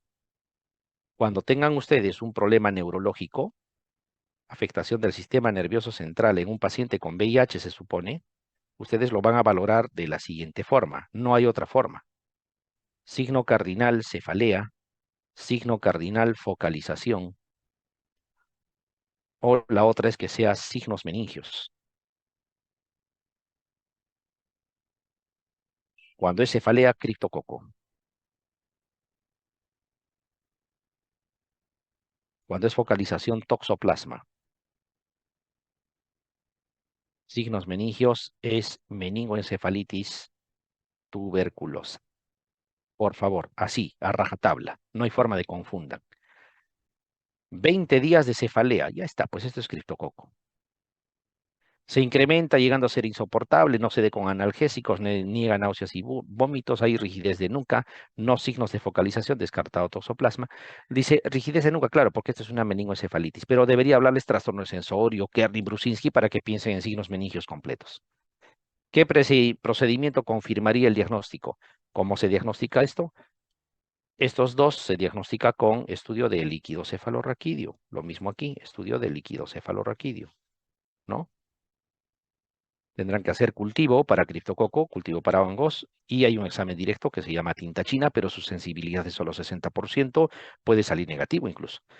Y lo que es toxoplasma es básicamente la clínica más las imágenes captadoras de contraste en anillo, a nivel del parénquima cerebral, etcétera, y piensas que es toxoplasma. Entonces, ¿qué van a hacer? ¿Biopsia cerebral? No. ¿Estudio directo del líquido cefalorraquídeo con tinta china? Por supuesto que sí, porque eso es lo que estoy esperando, ¿no? La alternativa B. Varón de 31 años con VIH y recuento de CD4 menor de 30. Imagínense qué cosa hará este señor para tener ese valor de CD4. Sin tratamiento antirretroviral, presenta hace 2 semanas dificultad respiratoria progresiva. Esto también es importante. Existen signos. Cuando exista disnea en un paciente con VIH, esto es neumocistis. De repente es tuberculosis, me van a decir. La tuberculosis no produce disnea. Produce astenia, fiebre, pérdida de peso, lo que quieran. Disnea. Y así, categóricamente disnea. Miren lo que dice. Hace 2 semanas dificultad respiratoria progresiva. Igualito. No dice 2 horas, no dice 2 días. 2 semanas. Y cuando le evalúan, está con taquipnea, frecuencia respiratoria alta, está desaturando, ¿no? Hay compromiso de ambos hemitórax. En la radiografía de tórax, infiltrados intersticiales difusos, bilaterales en ambos lados. Este es un marcador importante donde injuria pulmonar aumenta el lactato deshidrogenasa, ¿no? ¿De qué estamos hablando? De neumocistosis, neumocistis girovesi. Y listo, se acabó.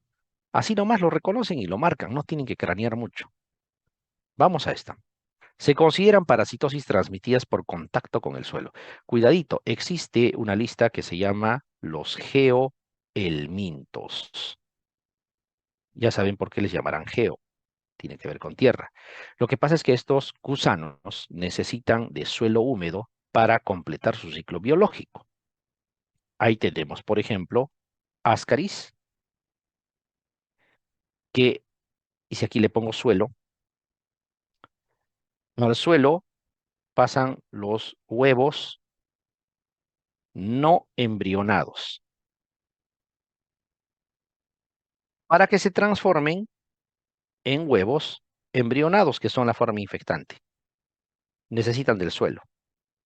Perfecto. Tenemos trichuris, que también se eliminan huevos no embrionados. Y en el suelo se van a transformar en huevos embrionados, que son las formas infectantes. A veces te preguntan cuáles de los siguientes se transmiten desde el suelo, nomás dice. Puede ser. Acá dice por contacto con el suelo. Vamos a ver a qué cosa se refiere. Acá va uno, acá va otro. ¿Qué más viene aquí? Estrongiloides. Aquí es diferente. Aquí los huevos pasan a larvas rafditiformes. Y esas larvas rafditiformes en el suelo se transforman en larvas filariformes, que son la forma infectante. Y tenemos las uncinarias, es decir, estamos hablando de Decatur americanus, Ankylostomma duodenal, igualito, sus larvas rafditiformes en el suelo se van a transformar en larvas filariformes. Entonces, esos son los geohelmintos que se transmiten desde el suelo. Si yo miro las alternativas, aquí yo veo anquilostomiasis, o sea, anquilostoma duodenal, que es un tipo de uncinarias, y estrongiloides también. Yo diría, esto es una alternativa correcta. Y aquí veo ascaris y trichuris, que también sería otra alternativa correcta. Paragonimiasis no tiene nada que ver, amebiasis no tiene nada que ver. ¿Cómo elijo entre la A y la B? Leo bien la pregunta. Dice por contacto con el suelo. En el caso de Ascaris y Trichuris, como la transmisión es por huevos embrionados, hay que ingerir vía oral, ¿no? Con alimentos contaminados con estos huevos embrionados. En cambio, en el caso de estrongiloides y uncinarias, ingresan por piel, solamente hay que tener contacto con el suelo, y estas larvas filariformes van a atravesar la piel. Por lo tanto, habría que considerar estrongiloides y uncinarias En este caso, anquilostomiasis de anquilostoma duodenal es un tipo de uncinaria junto con Necator americanus. Es la alternativa A. Hay que mirar bien la forma de preguntar. Mujer de 28 años, portadora de HTLV1. HTLV1 es otro retrovirus. No digan primo hermano del VIH, amigo del VIH, vecino del VIH, no, es otro retrovirus simplemente. Acude por presentar diarrea líquida profusa y tos. En el laboratorio, ahí miren, 12.900 leucocitos, está viendo leucocitosis. Discreta neutrofilia, perfecto. 8% de monocitos y 14% de eosinófilos. Muestra de heces y esputo larvas rafditoideas, es decir, larvas rafditiformes. ¿Cuál es la infección más probable? Hay una relación directamente proporcional entre infección por HTLV1 con estrongiloides.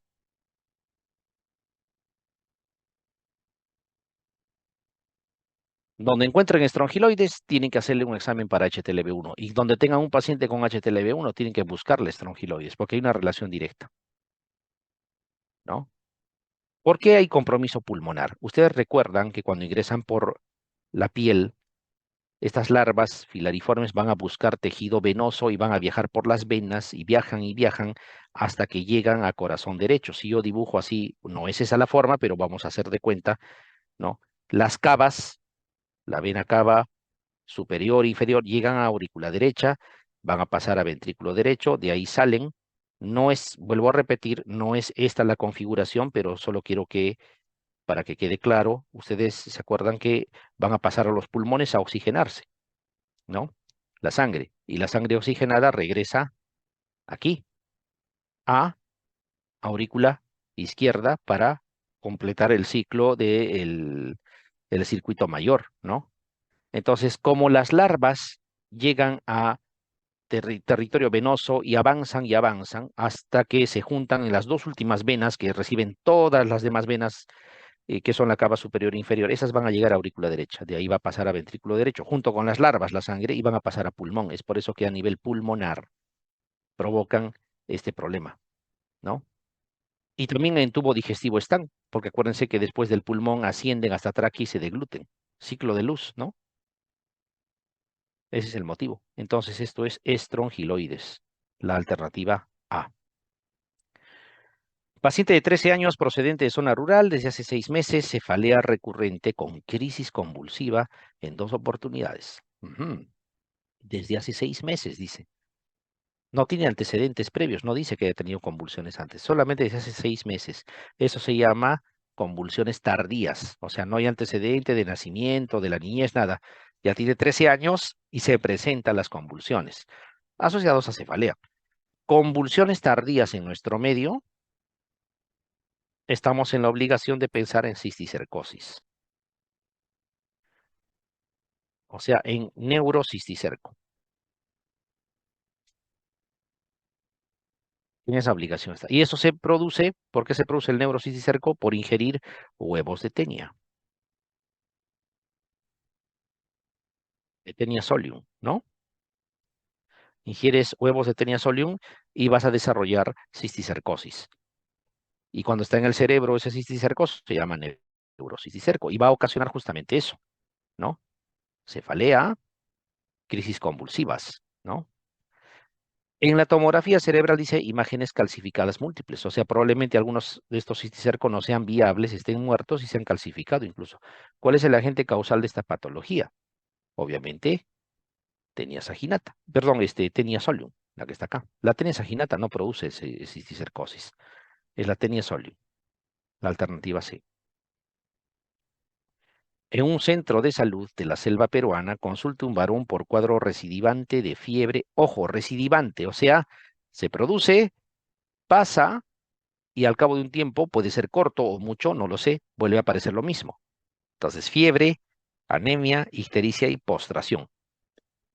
¿Qué tipo de agente pensarías? Y para colmo te dicen plasmodium, puntos suspensivos. Entonces, ojo, cuando tienes una fiebre de tipo recidivante, porque se puede presentar en la malaria, se puede presentar la crisis.